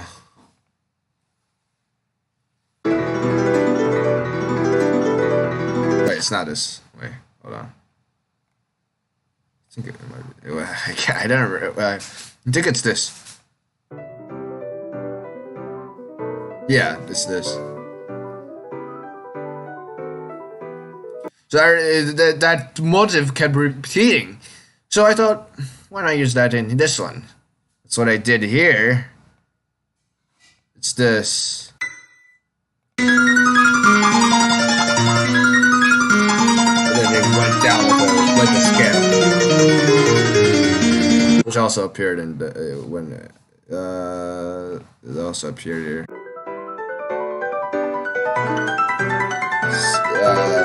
Yeah, here it is. Yeah, that's where that came from. So, yeah, you can see with some. I believe you guys can see the similarities between these two. Then it's for the transition between the A3.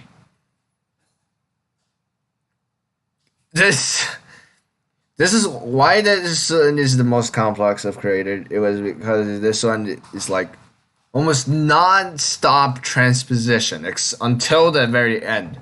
This piece, it's non-stop transposition. was nonstop. Seriously, every section had a transposition, almost transposition. Website added accidentally added a note, and then these runs. Then I have these chords.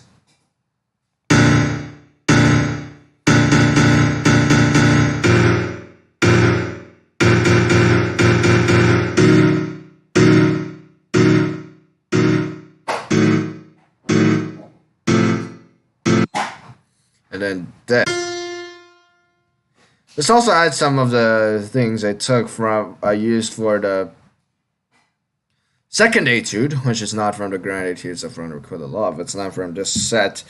I mean, it's also from Opus 20, but it's just not in this set of special etudes.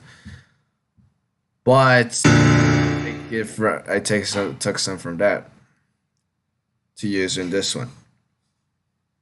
And that won't be counted as plagiarism because that's my own work. Plagiarizing your own work? Wow, amazing. That's this. This one is like a good theme. I have to admit. It was a hard theme to create. I wanted to make it into a melancholic and sweet and beautiful theme. This actual section of the story to be true. So yeah, it was kind of hard to try to figure it out, but I eventually got to this, and it was this. Or did oh wait, not this one. Sorry. This one's also a great chord. I have to admit, it's a great chord. It was kind of hard to figure out these chords. I got melody, but I have to find the chords. I have to find the chords. Whereas accompaniment for the later. Yeah, I remember someone when I put the community post, I asked. Wait a minute. Yeah, community post where I asked to guess, for you guys to guess the key signature of the sixth etude. That someone said atonal. And I have to say, I don't know how to do atonal music, alright? I don't know how to compose it. I cannot comprehend such complex music. That's... So, I definitely cannot do atonal music. So, it repeats. Then we have these chords. This is where the transposition occurs. Again. I just can't have enough of this transposition, can I?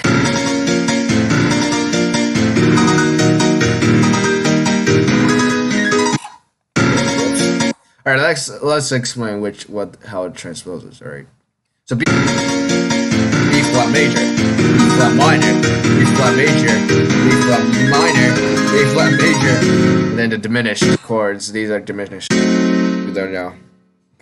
What is a diminished chord? Well, diminished chords are when it's a chord which has 3 semitones in difference for every note. So every diminished chord usually has 4 different notes. If it's an octave, you could have 5, maximum 5. So that's what I have here. It's a diminished. It's a diminished G.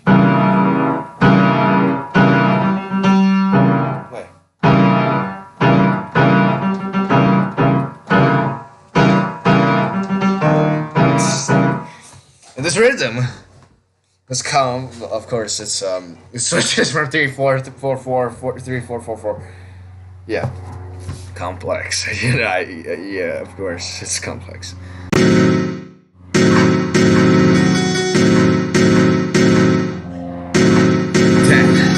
Transposition again, C major. Then this is C major, E minor. Then F major. C major. F. This is where the main theme returns again. And this is when we try again to F minor. So what do we have here right now? We transpose from E flat minor to F sorry, B flat minor. Then we transposed it to F minor. Wow, I sure I can transpose, can't I? All right. Anyways, you know why? Originally, I was actually gonna do E flat minor. It's until later I realized that the the A3 section was too beautiful in the B flat minor that I couldn't resist to keep it in B flat minor throughout the entire piece. So I made the piece into B flat minor. That's why. And then I was like, it would be funny. I was originally gonna just stay with it, but I was gonna say, I thought, yeah, like I said earlier, wouldn't it be funny to put the thing as in E flat minor for the first few themes, but the actual key is B flat as a prank? Wow, amazing! I'm sure a prankster, guys. I'm really a prankster. All right, anyways. So is this? Yes, this is the peak of the A section.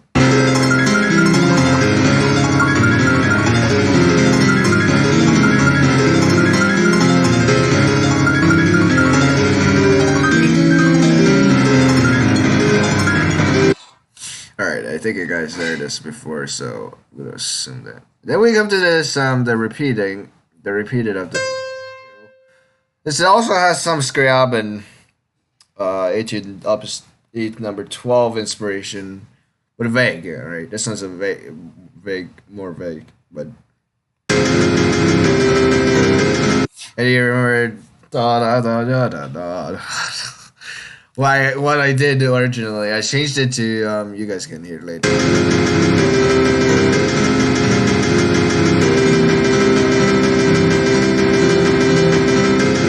And then we changed it to this.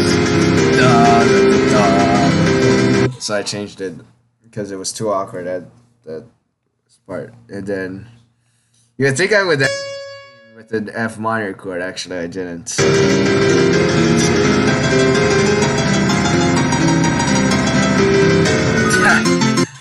Bro, unexpected, right?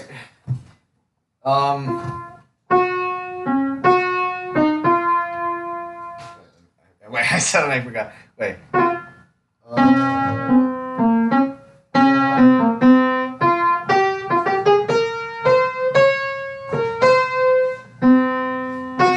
F sharp. Pranked again.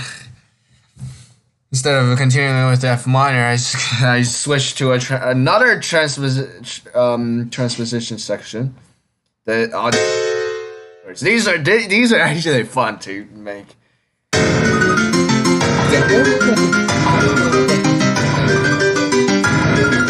can see where this is going, right? It's going to C minor.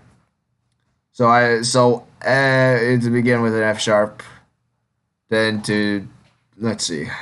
Diminished F B flat. Okay, I can't say diminished, but assume it's all diminished. All right. Until it changes to not. It's not diminished. All right. Messed up. I have to start from the beginning. All right. So. Wait a minute. That's not B flat. That's F sharp. Sorry. B flat. D. G major. A flat, I think. It's too fast. Yeah, that's an A flat. A flat diminished. G major. Then C minor. G major. And then it's where it comes to the B section. This theme, I had to say, this theme was the hardest one to compose. For a few reasons. This one, I tried my best to make it not so predictable. So I had to change it up a lot.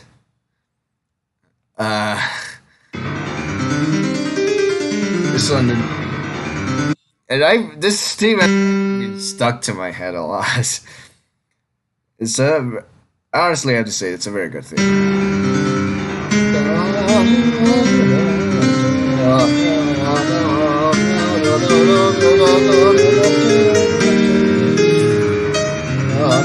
Also the melancholic part.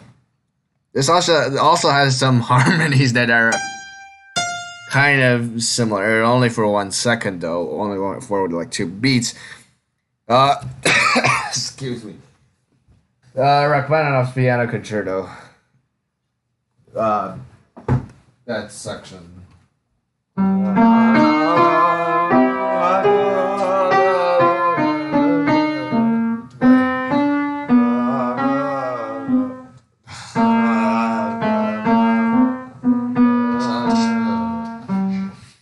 That was from my perfect pitch, but anyways, there's similar harmonies, but it's not absolutely the same. It just call it plagiarism if you will, but honestly, I believe it's just motivic. I'm kind of a motivic composer, you know. So just motives.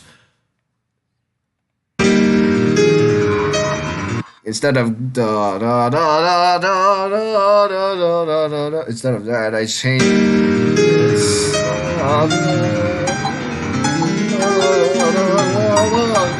It went up. It went up. This is very. It was pulled up the unexpected. You know what I mean? That's not. I just didn't want it to be predictable, so I just made it like that. I don't know. What do you think about that thing? Up to you. Your decision. Anyways, then this. Okay, yeah, the rhythm was totally messed up for this bar. One bar 137. Look at the left hand. It's all the 11/16ths per 2 beats. Yes. It's very awkward. I don't know. I honestly, yeah, I just wanted polyrhythm because like it's 6 against 11. Well, it's technically 3 against 11. I put it as 3 against 11, but it's also 6 against 11. I have to put in. I have to say 6 against 11. You know why? Because 11 is a prime number, and 11 divided by 2 is 6.5, which doesn't make sense. So I have to put in 11 11s. So it's 11, but it's 11/16ths per 2 beats. So then I have to say it's 6 against 11 because 3 is 3 per beat, not 3 per 2 beats. And thus 3 per 1 beat is 3 per 1 beat, but it's also technically 6 again. It's 6 per 1 beat, 6 per 2 beats. Sorry. So then it's 6 against 11, not 3 against 11. All math. Tech. Yeah, you guys can see I like math for this. Then it is. These 11s were uh, was fun.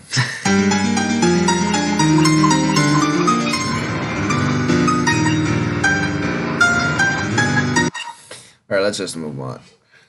Do you think there is much math in music like classical? This is kind of genius, bravo. Thanks. Um, Definitely classical music has a ton of math, especially in polyrhythm, where it's all ratios. You know, all ratios. Especially tempo. Tempo is also like beats per second. Beats per second. 60 beats per second. Right now, what is this? What is the tempo here? What is this tempo? I forgot. 78 beats per second. Wait, no, sorry, it's not 78 per second. Not seconds. It's 78 beats per bar. Wait, it sounded like I got confused. I suddenly got my speeds were confused. It's 78. I forgot. It's like 4 beats per measure. All right, that's also like ratios. And also the time signatures are also ratios. It's all fractions. Speed. I'm not the speed. Speed you can use. There's a ton of you can use calculus in here, or when technically when you do like robotas and such or accelerandos, that's a lot of calculus in there as well. But yes, math is key in music. Definitely, I have to say that. And yes, yeah. And this one was a fun run. Wow. Sorry.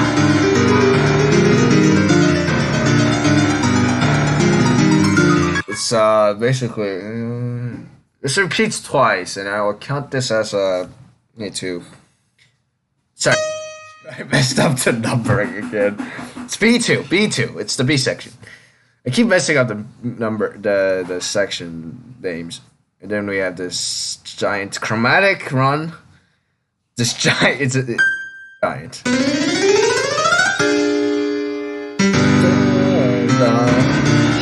Again. And then the third time I actually did, but it's different. It's changed this to this.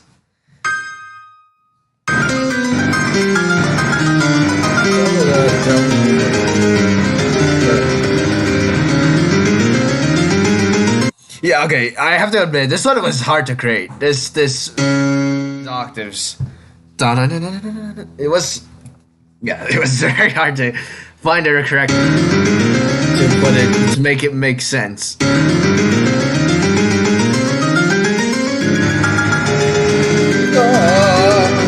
Okay, all right, okay. Here, this is where I took inspiration from Rachmaninoff. The main inspiration where I took from Rachmaninoff it's one of his etudes. Again, it's one of his etudes. Wait, no, it's not one of his etudes. It's his prelude in B minor. I forgot which one though. Let me check. Rachmaninoff prelude in B minor.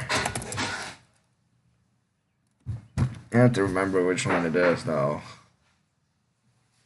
I think it's Opus 32 number. Which one was the B minor one? Can you guys tell me? Whoever knows this. Which one is the B minor prelude? I can't even play it because it's I fear I will get copy striked. Yes, it is. It is number 10. Da, da, da, da. It's this magnificent prelude. Magnificent prelude by Rachmaninoff.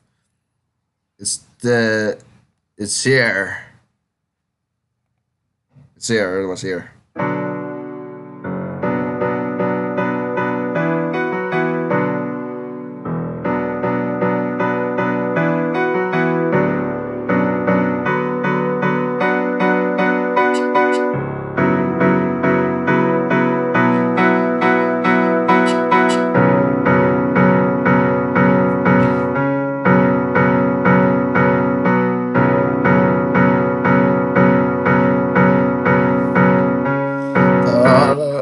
Anyways, I think you can tell, right?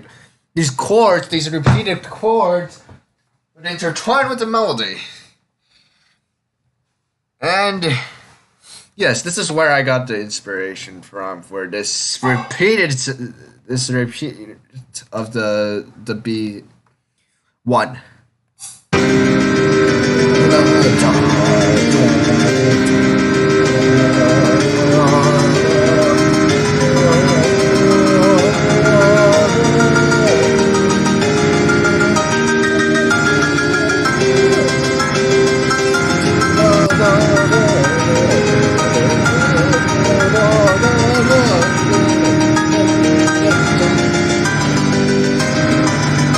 The second part of the B1, I just stuck with the origin.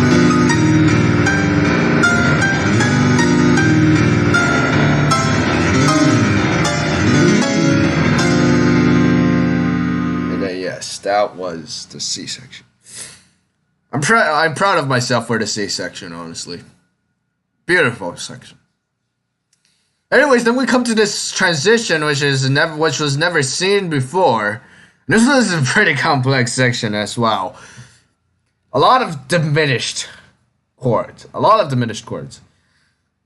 I was like, this was a very complex part to create. It was hard to create, you know what I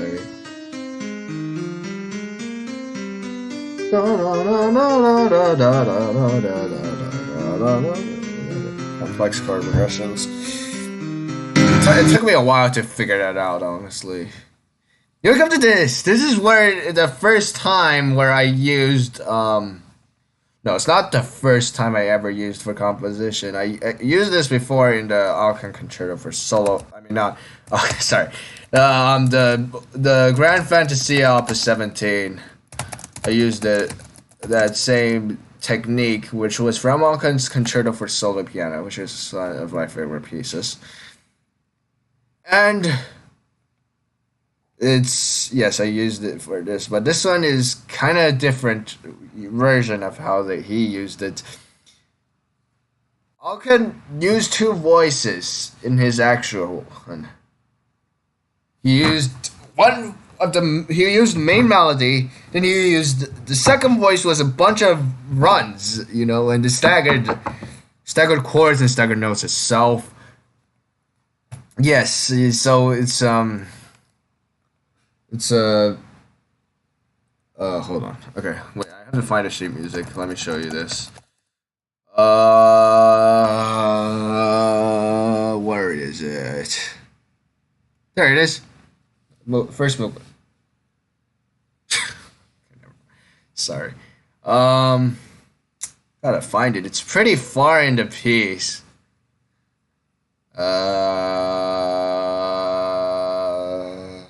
Hello. Greetings. I'm trying to find the section where I took inspiration from. It's pretty far into the piece, so you guys are gonna have to wait for a few minutes. This piece is too long, bro. This is 28 minutes first movement for a piano concerto for not even a piano concerto, a concerto for solo piano. Wow. Okay, this is gonna take a while. Bro, we're still at page 16. The version I have, it's literally 120 pages. It's literally 120 pages. Hi. Yeah, I know, right? It's crazy. Hi, how are you? I'm doing well. And long time no see. Long time no see, Wikia 3210. Long time no see. I still remember you. You were the one who recommended one of the ranking lists. Yeah, I forgot which one though. I think it was the Nocturnes. But oh wait no wait well, you copied a bit from the concerto. I took some of the technique. Basically, I'm a motivic composer, so I took some of the technique of the concerto. Guys will see. I'm still trying to find it. It's taking forever. Oh gosh. Oh, what page am I on? 38. It's like at the end, almost the end of the piece. Should be playing some music right now. Let's place this section for now. You guys recognize this part of the concerto? Do you recognize this part?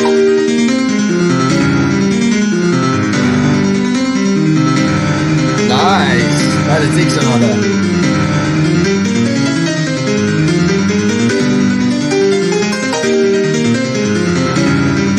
Which movement? Which movement? The first?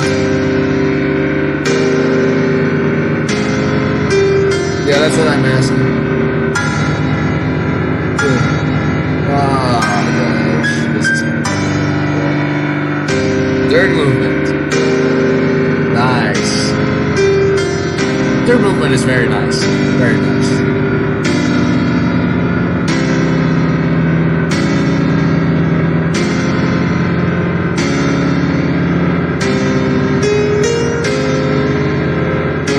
Lower the volume, it's a bit too loud. I don't want to disturb it.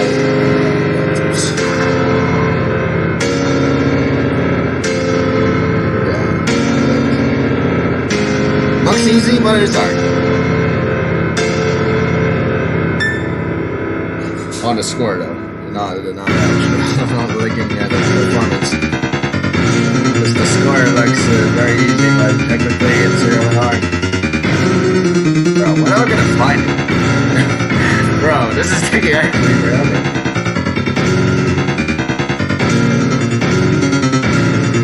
I didn't even recognize this section. What?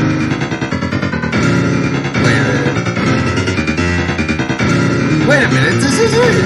Wait, is it? Oh, it's just in a different format than what I usually see. Yeah, it is this. It is this. Alright, I found it finally. That took a while.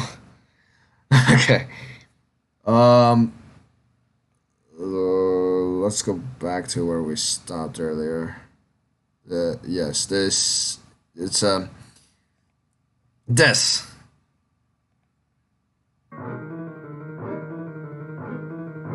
Staggered chords, staggered notes.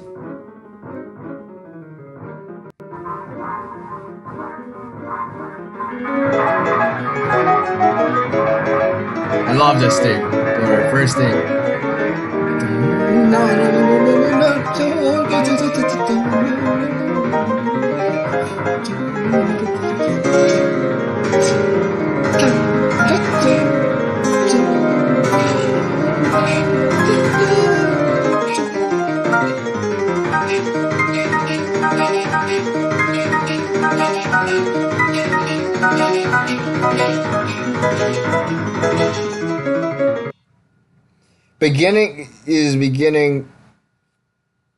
Beginning of episode in third movement. What do you mean? I don't quite understand.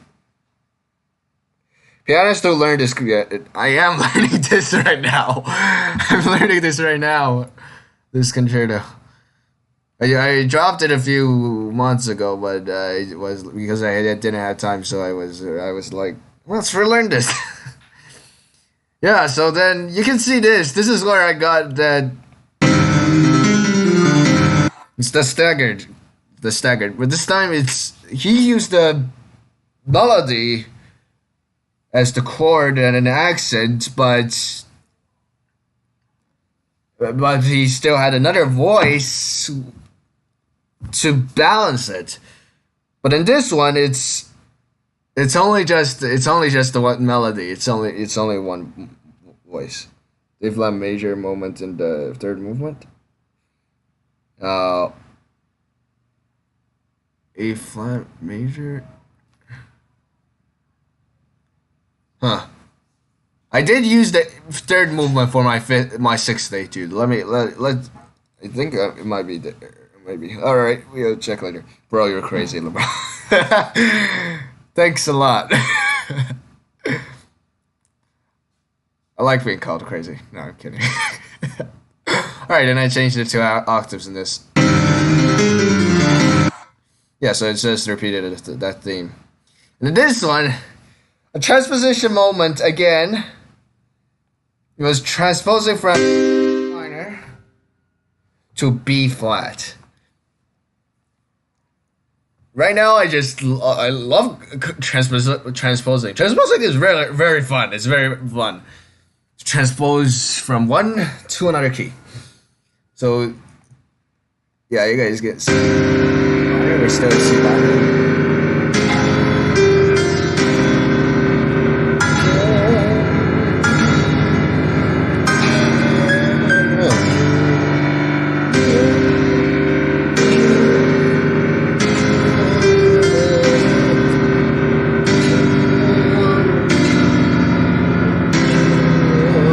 Then we have the F minor. It changes to F minor.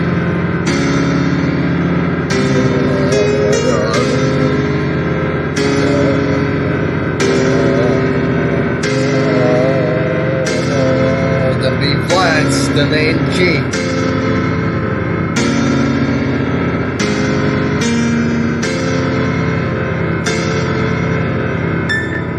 And the transposition ends and it returns to the A section. Now it's the time I use the same technique from the Alkan Concerto. But this time I actually use the same format. I used two voices like what Alkan did. And this second voice was also heard in the second time the A1 section repeated. Bro, you are learning Gaspard. You are learning Gaspard de Lanouille, and you think that you're not crazy. Wow. I don't think I'm not crazy. I just love challenging myself, you know. I love challenges.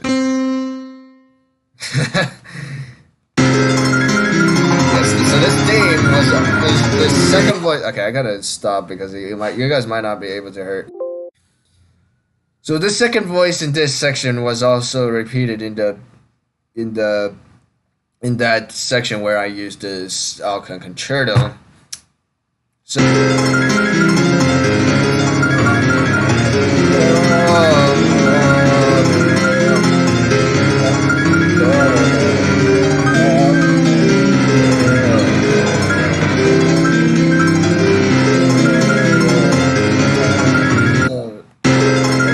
Anyways, you get the point. We have two voices, and then it's repeated in the next section. The third time it repeats.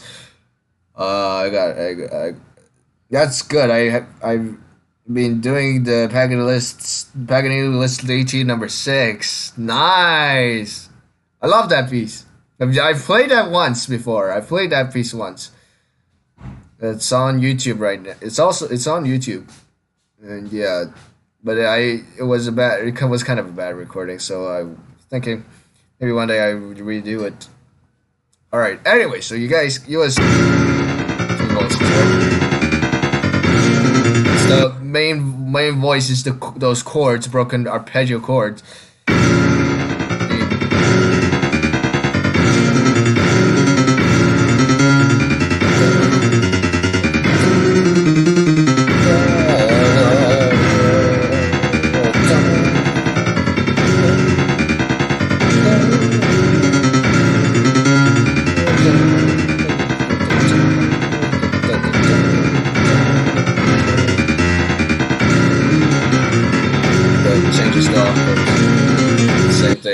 Just into octaves.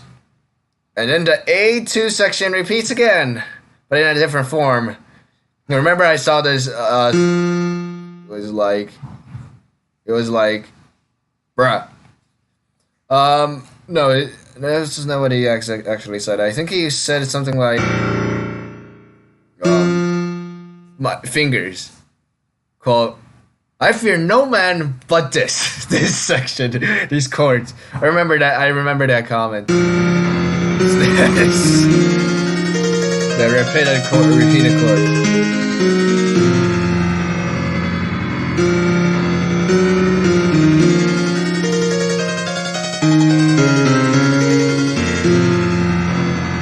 This is kind of hard to grade.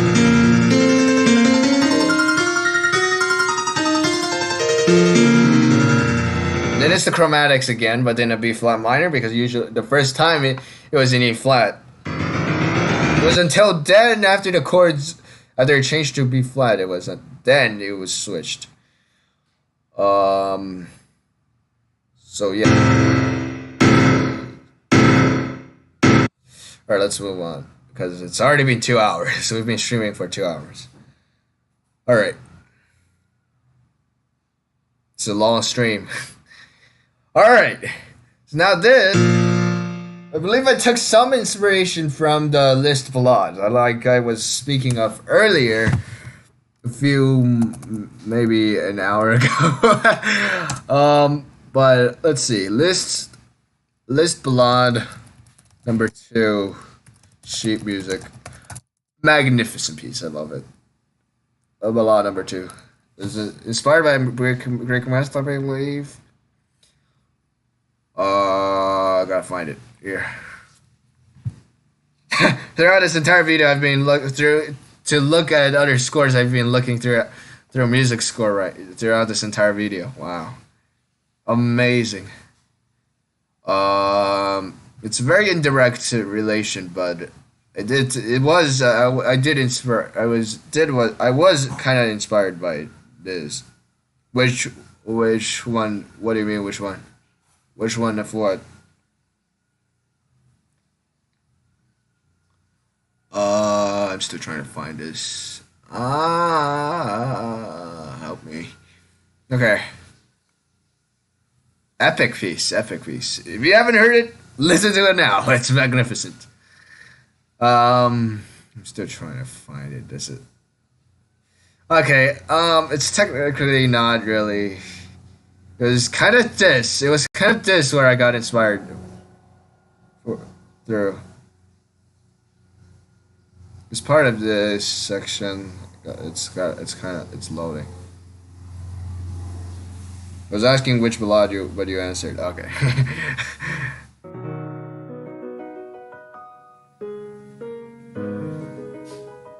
It was kind of this, but it's very indirect. It was just I just got the chords. Is one of my favorite melodies. Also, so very good.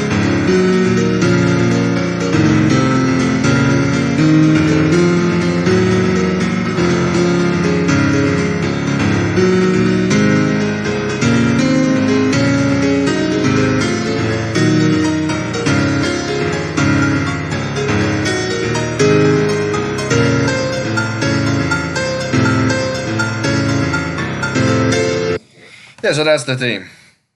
Can you check my recording of Opus 10 number 9? Sure. Send it to me. I'll review it. And if you don't mind, I can review it in public if you want. If you don't mind, that is. And then while you said that, I will continue the analysis. I have to leave really soon. All right, sure. Send it to me. Okay. So then it repeats the second. Or this is also kind of inspired by Liszt's on Suspiro, this grande concert etude number 3. So there was some ideas from the arpeggios. Oh, your channel. Okay, let me see. You don't mind if I share it on a video, right?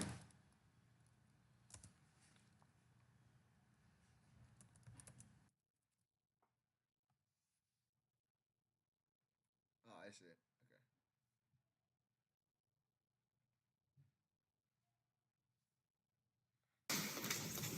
Is that the storm one? It's with those crazy nines. Crazy nine.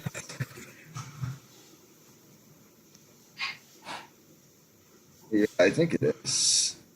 Right? There we go. Gotta refresh my page.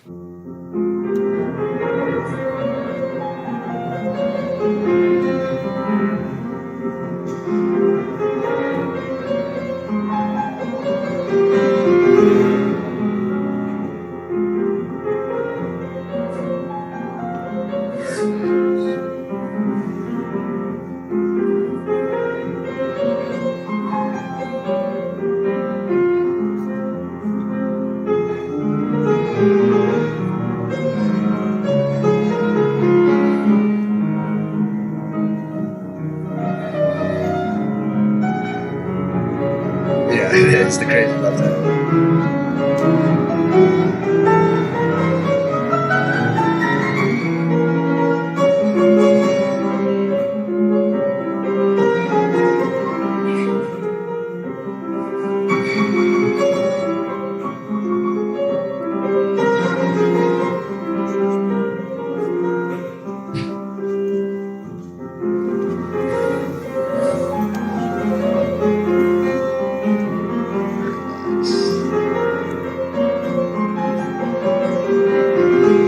Liking it.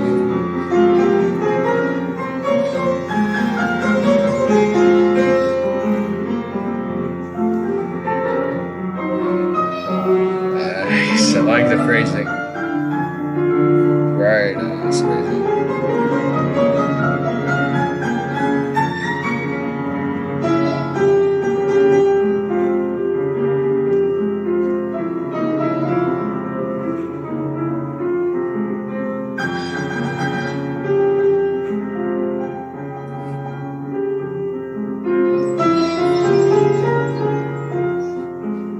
I love the phrasing, man. It's magnificent.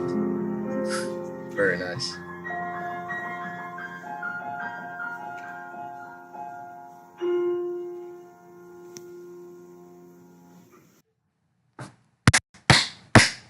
Bravo, bravo, bravo.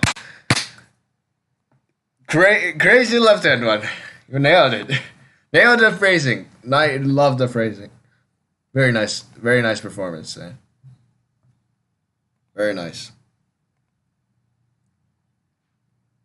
All right, let's go heck? Of course, if you guys want me to review anything, just let me know in the chat or the comments. I will review them. I will try my best to review them. And this live stream, by the way, it's just basically a special video just after a month of break. So I can do anything on this one for you guys to control. All right. Then I did it with these giant chords to how do you say it? I forgot what the word was. Transition. Yeah, transition to the A1 theme again. So it's the first time. It's the first time where it's in the same format with the original A1, but it's in B flat minor for the first time. Not the first time, because we already had the first time before, but which was in the which time was the third time when the A1 section repeated. But it's this one. But it's not in the same format. It's in the where it repeats the second time, and for the last time, but faster. The third in the same format where the third one was in.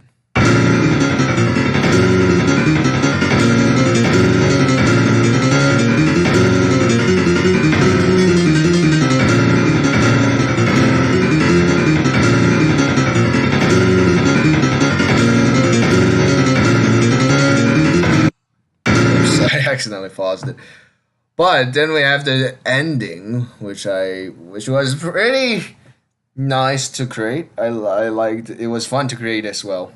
Everything was fun to create. I was like, this is fun to create. This is fun to create. Everything was fun to create. Composing is just nice. Creativity level 100. I have to say.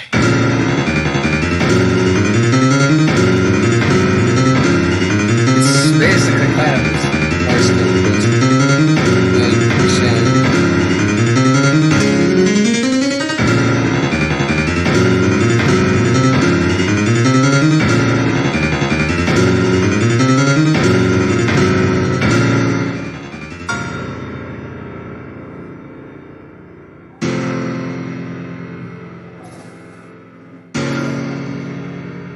yeah, this was the chord I was talking about. It's the B flat minor with augmented one in the left. I just love that feeling, you know. It's not that dissonance, but it's beautiful actually.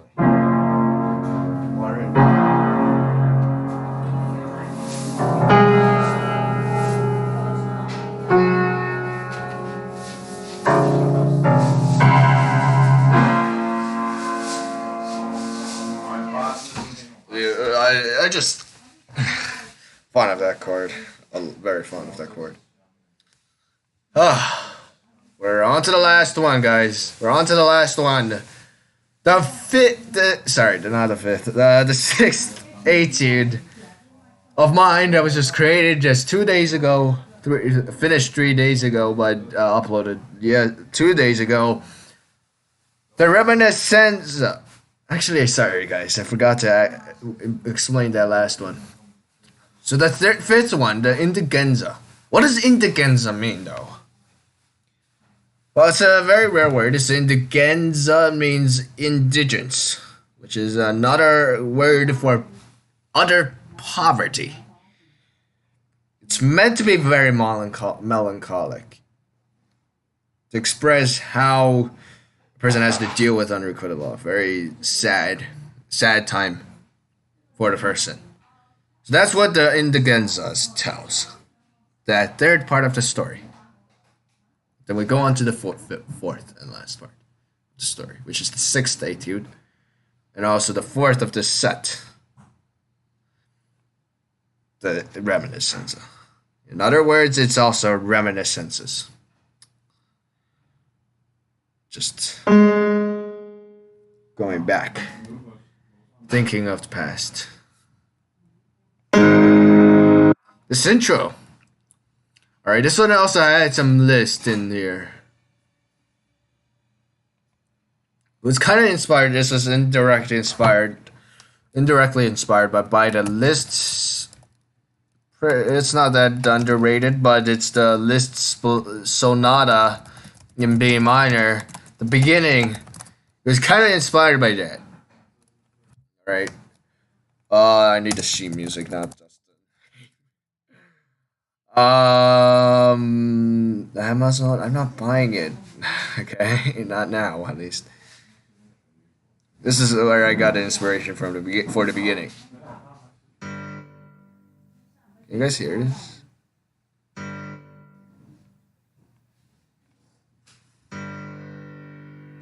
It did not change the sound at all.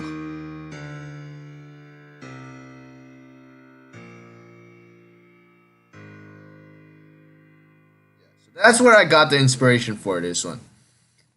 The beginning. Duh, but it's in G. It's a G minor. It's a G. Sorry, G sharp minor. I don't need a. Okay. So.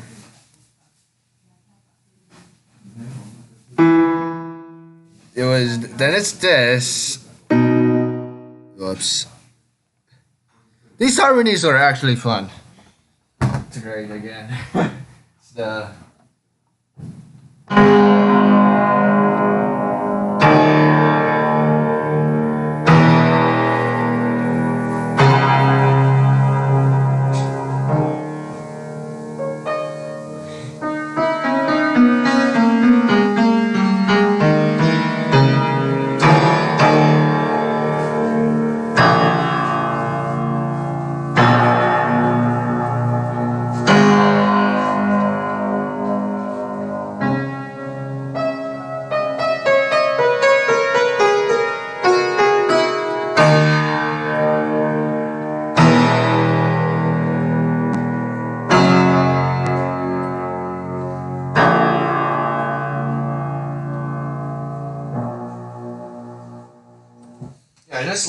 It was very,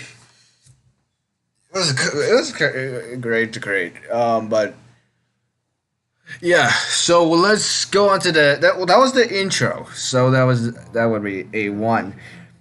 Now welcome to this theme. I don't know if you guys have listened to this, but this theme sound familiar?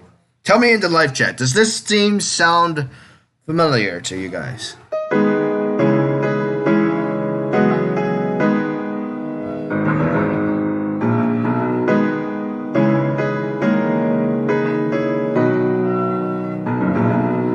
Stop there. So does this sound familiar? It's not one of the pieces of classical. It's not a piece of classical music. It's one of my compositions, my past compositions. Can you think of any piece that sounds like that theme? I'll wait for a few seconds, then I'll continue. Then I'll review the answer. Does this theme sound familiar? Sound familiar or not to sound familiar? That is the question for today, right now. Does it sound familiar? Let's replay it.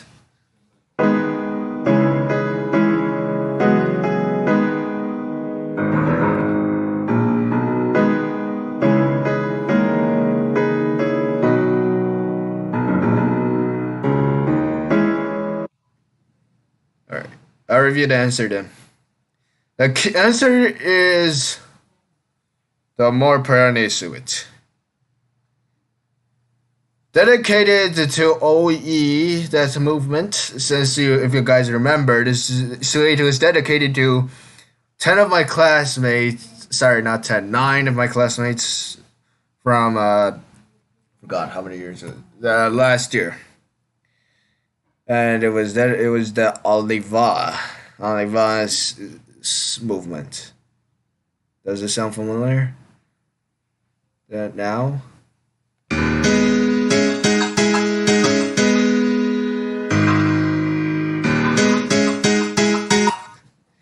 Yeah. It does sound familiar, right? The beginning.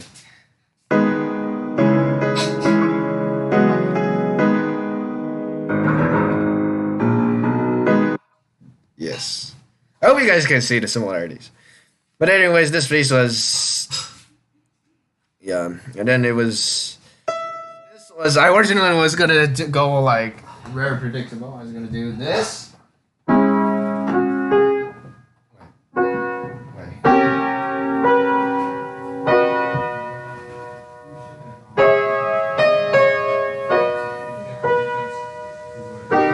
Was originally gonna do that, but it's like too predictable, right? I don't want to be predictable ever again because I used to have that bad habit. So now I did this then. Wait, sorry. Wait.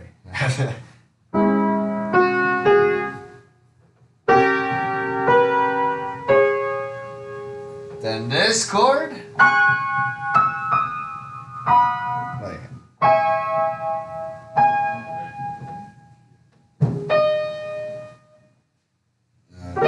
There we go. Anyways, yeah, you can see that. You can see how this is trying to not be as predictable as it used to be. So then they have this. This was a hard one to create, but it was fun. The chord progressions were absolutely a nightmare to create. It was hard to create. Yeah, I have to admit. These chords.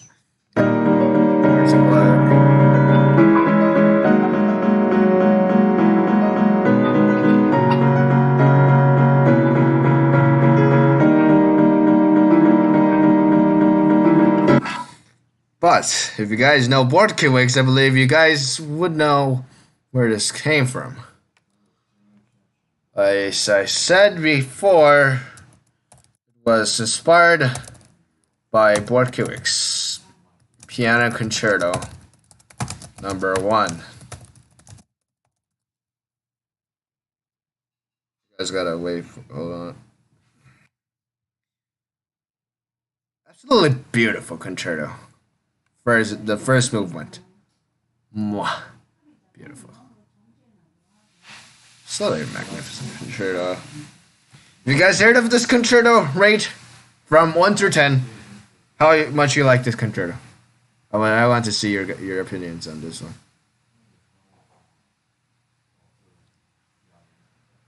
It starts from here. This the theme.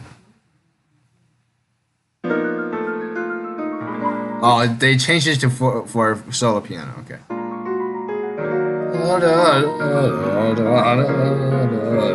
I just love that theme.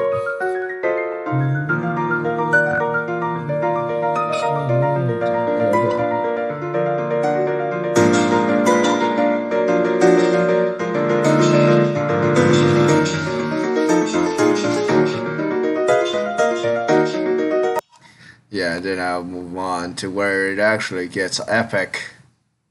This.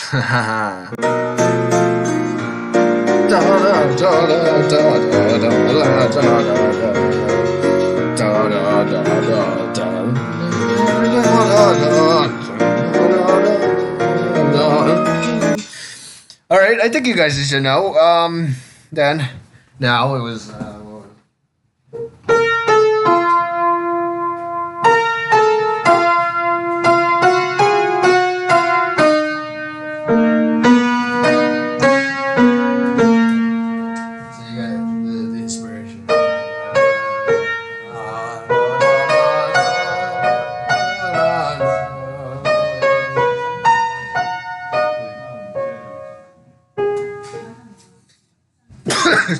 Excuse me.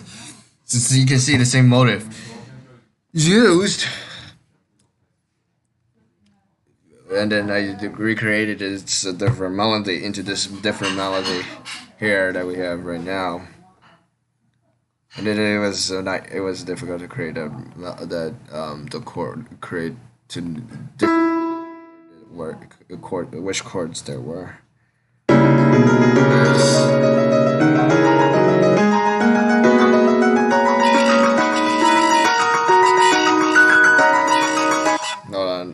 Sound quality is has some problems. Okay.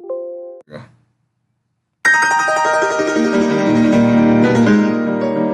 Then let's.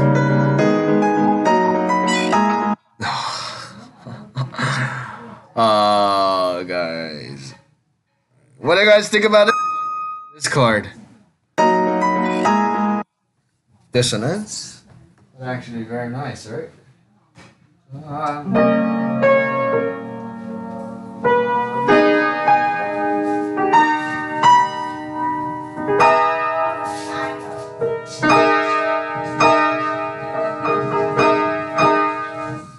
I was thinking of trying to change that theme again a bit. I originally was gonna do it, repeat it again, but I was like too boring, so I just changed it up a bit, with that chord, that beautiful.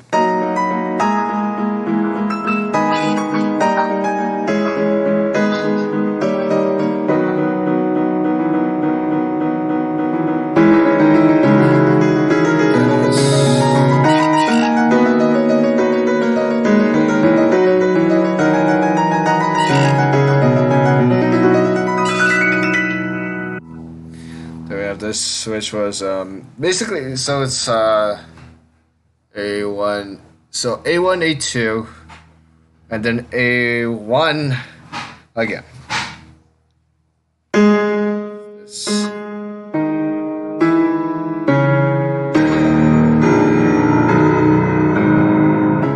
But it's a bit different. It's a bit much more faster. It's kind of like a canon, right? It's where it's like not really a canon, just like two voices. One's talking, with the right hand is one person, and then the left hand was another. But it.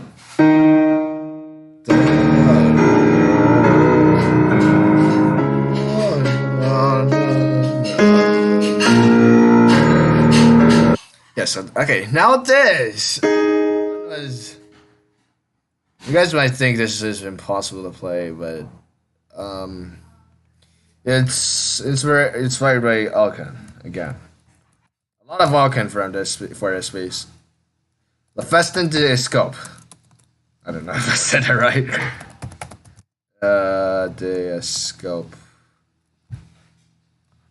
Sheet music. Come on.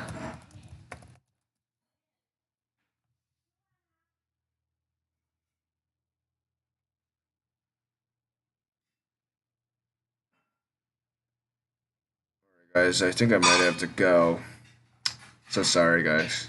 I thought I could finish all four etudes today, but I think I guess we'll finish it in another video, probably next week.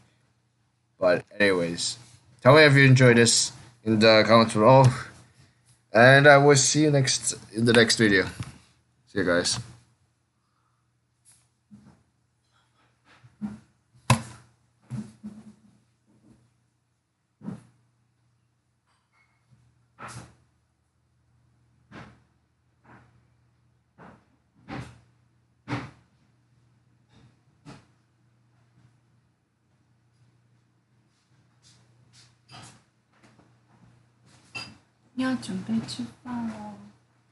I stopped the live stream. Are you done? Yeah.